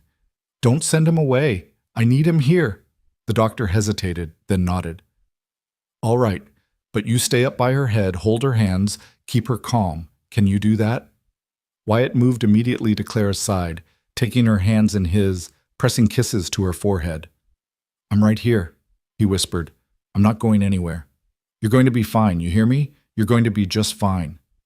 But as the night wore on and the baby refused to come, as Clara's strength waned and the bleeding started, not catastrophic but definitely more than normal, even Wyatt's reassurances couldn't mask the very real danger she was in. "We need to get this baby out now," Dr. Morrison said grimly. "Clara, I need you to push harder than you've ever pushed before. On the next contraction, everything you've got. Can you do that?" Clara was beyond words, beyond everything except pain and exhaustion and fear. But she heard the urgency in the doctor's voice, felt Wyatt's hands gripping hers like lifelines, and found some reserve of strength she hadn't known she possessed. When the next contraction hit, she pushed with everything she had, pushed until she felt something tear inside, pushed until black spots danced across her vision, pushed until a baby's cry pierced the air, thin and indignant and absolutely, perfectly alive. "It's a boy," Mrs. Patterson announced, her voice thick with relief. "A healthy boy with good lungs." Clara collapsed back against the pillows, barely conscious, vaguely aware of Dr. Morrison working quickly to stop the bleeding, of Mrs. Patterson cleaning and swaddling the baby, of Wyatt's face above hers streaked with tears. "You did it," he was saying, over and over like a prayer. "You did it, Clara. You're okay. You're both okay." "The baby?" Clara managed to whisper. "He's perfect. Absolutely perfect. Here, let me—" Wyatt carefully took the bundled infant from Mrs. Patterson and laid him in Clara's arms. She looked down at her son, their son, and felt her heart expand impossibly. He was tiny and red and wrinkled, with a shock of dark hair and eyes that would probably turn blue like his father's. He looked like possibility, like hope, like every good thing they'd built together made manifest in flesh and blood and new life. "Noah," Clara whispered, the name coming to her without thought. "Like the ark. The promise after the flood." "Noah Coulter," Wyatt agreed, his voice breaking. "It's perfect." The children were allowed in shortly after, creeping into the room with wide eyes and hushed voices. They crowded around the bed, staring in wonder at their new brother. "He's so small," Tom breathed. "Was I that small?" Ellie asked. "You were all that small once," Clara confirmed tiredly. "Tom, do you want to hold him?" She watched her children take turns holding their brother, watched their faces transform with wonder and love, and felt a contentment so profound it was almost painful. This was her family, all 7 of them now, bound together by blood and choice and love that had survived loss to bloom again. Dr. Morrison declared her stable before he left, though he warned she'd need weeks of recovery before she was back to normal. Mrs. Patterson stayed for 3 days, teaching Mary how to care for both baby and mother, making sure everything was healing properly. And Wyatt barely left Clara's side, sleeping in a chair beside the bed, waking at Noah's every cry, doing everything possible to ease Clara's recovery. The weeks that followed were a blur of exhaustion and joy. Noah was a good baby, relatively quiet, nursing well, sleeping in stretches that were just long enough to keep Clara from complete collapse. The older children adjusted to having an infant in the house with surprising grace, even when Noah's crying woke them at night, even when he demanded constant attention that had previously been theirs. One evening, about 6 weeks after Noah's birth, Clara stood on the porch watching her family. Wyatt was teaching Tom how to rope, the lasso spinning in awkward circles while both of them laughed. The twins were playing some elaborate game involving sticks and imagination. Ellie was showing Noah, who was far too young to appreciate it, her collection of interesting rocks. And inside, Mary was preparing supper, filling the house with the smell of cooking food and the sound of domestic contentment. Clara rested her hand on the porch railing, feeling the solid wood beneath her palm, and marveled at how far she'd come. 3 years ago, she'd been a desperate widow, convinced she'd never be happy again, that survival was the best she could hope for. Now she had a husband who loved her, 6 children who were thriving, a home that felt safe and warm, and a future stretching ahead full of possibility. "What are you thinking about?" Wyatt asked, appearing beside her with Noah in his arms. The baby was asleep, his tiny face peaceful, and seeing them together made Clara's throat tight with emotion. "I'm thinking about second chances," Clara said softly. "About how I thought my life was over when James died, but it was really just beginning a new chapter. About how you appeared exactly when I needed you, like some kind of answer to prayers I was too scared to voice." "I was thinking the same thing," Wyatt admitted, "about how I'd convinced myself I'd never be happy again after Sarah, that the best I could hope for was just getting through each day. And then I met you, and suddenly there was hope again. Purpose. A reason to build something lasting." They stood together in the golden evening light, baby Noah sleeping between them, while their other children played and laughed and lived the secure childhood Clara had fought so hard to provide. Out on the prairie, storms would come and go. They always did. There would be hard years and lean times, illness and setback, and all the challenges life inevitably brought. But inside this house, this home they'd built together from broken pieces, there was warmth enough for everyone. Love enough for all 7 of them, and more besides. "Thank you," Clara said finally, "for making room for us. For all 5 of us." 6, Wyatt corrected gently, nodding at Noah. "Now it's 6. 6, Clara agreed, smiling through the tears that had started to slip down her cheeks. "Our family of 6. But even as she said it, she knew the number didn't really matter. Whether 5 or 6 or eventually more, whether born to them or adopted, whether blood relatives or chosen family, the important thing was that they had each other, that they'd found the courage to risk love again after loss, to hope again after despair, to build again after destruction. Years would pass. The children would grow. Noah would take his first steps, speak his first words, join his siblings in the chaos and joy of childhood. Tom would grow into a fine young man who'd eventually run the ranch alongside his father. The twins would maintain their special bond even as they developed into distinct individuals. Ellie would remain the family's free spirit, always finding adventure in ordinary moments. And eventually, there would be more children. Another daughter 2 years after Noah, adopted twin boys from a wagon train that met tragedy, until the Coulter house rang constantly with noise and life and love. But all of that was still to come. For now, on this perfect spring evening in 1876, Clara Coulter stood on her porch with her husband and her sleeping infant, surrounded by the sounds of her older children's laughter, and felt something she hadn't experienced in years. Peace. Pure, uncomplicated peace. She'd survived the wilderness years, she'd endured loss and loneliness, and the particular desperation of carrying too much alone. She'd been the widow everyone pitied, the single mother everyone judged, the woman too proud or too scared or too stubborn to ask for help. But she wasn't that woman anymore. She was Clara Coulter, wife, mother, partner, woman who'd learned that accepting love wasn't weakness, but the greatest strength of all. Woman who'd discovered that second chances were real, that hope was justified, that happiness wasn't a betrayal of the past, but a celebration of survival.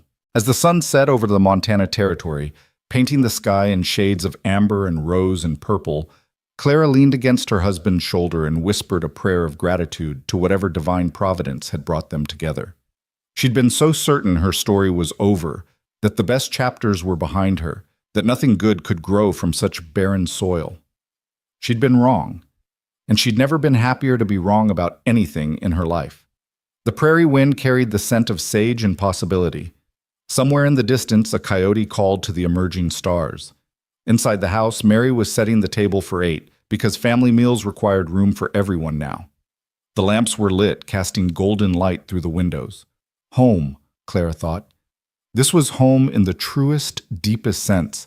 Not just a place, but a feeling, a state of being, a truth that lived in the heart rather than any structure of wood and stone. She'd found her way through the darkness. She'd reached the other side of grief.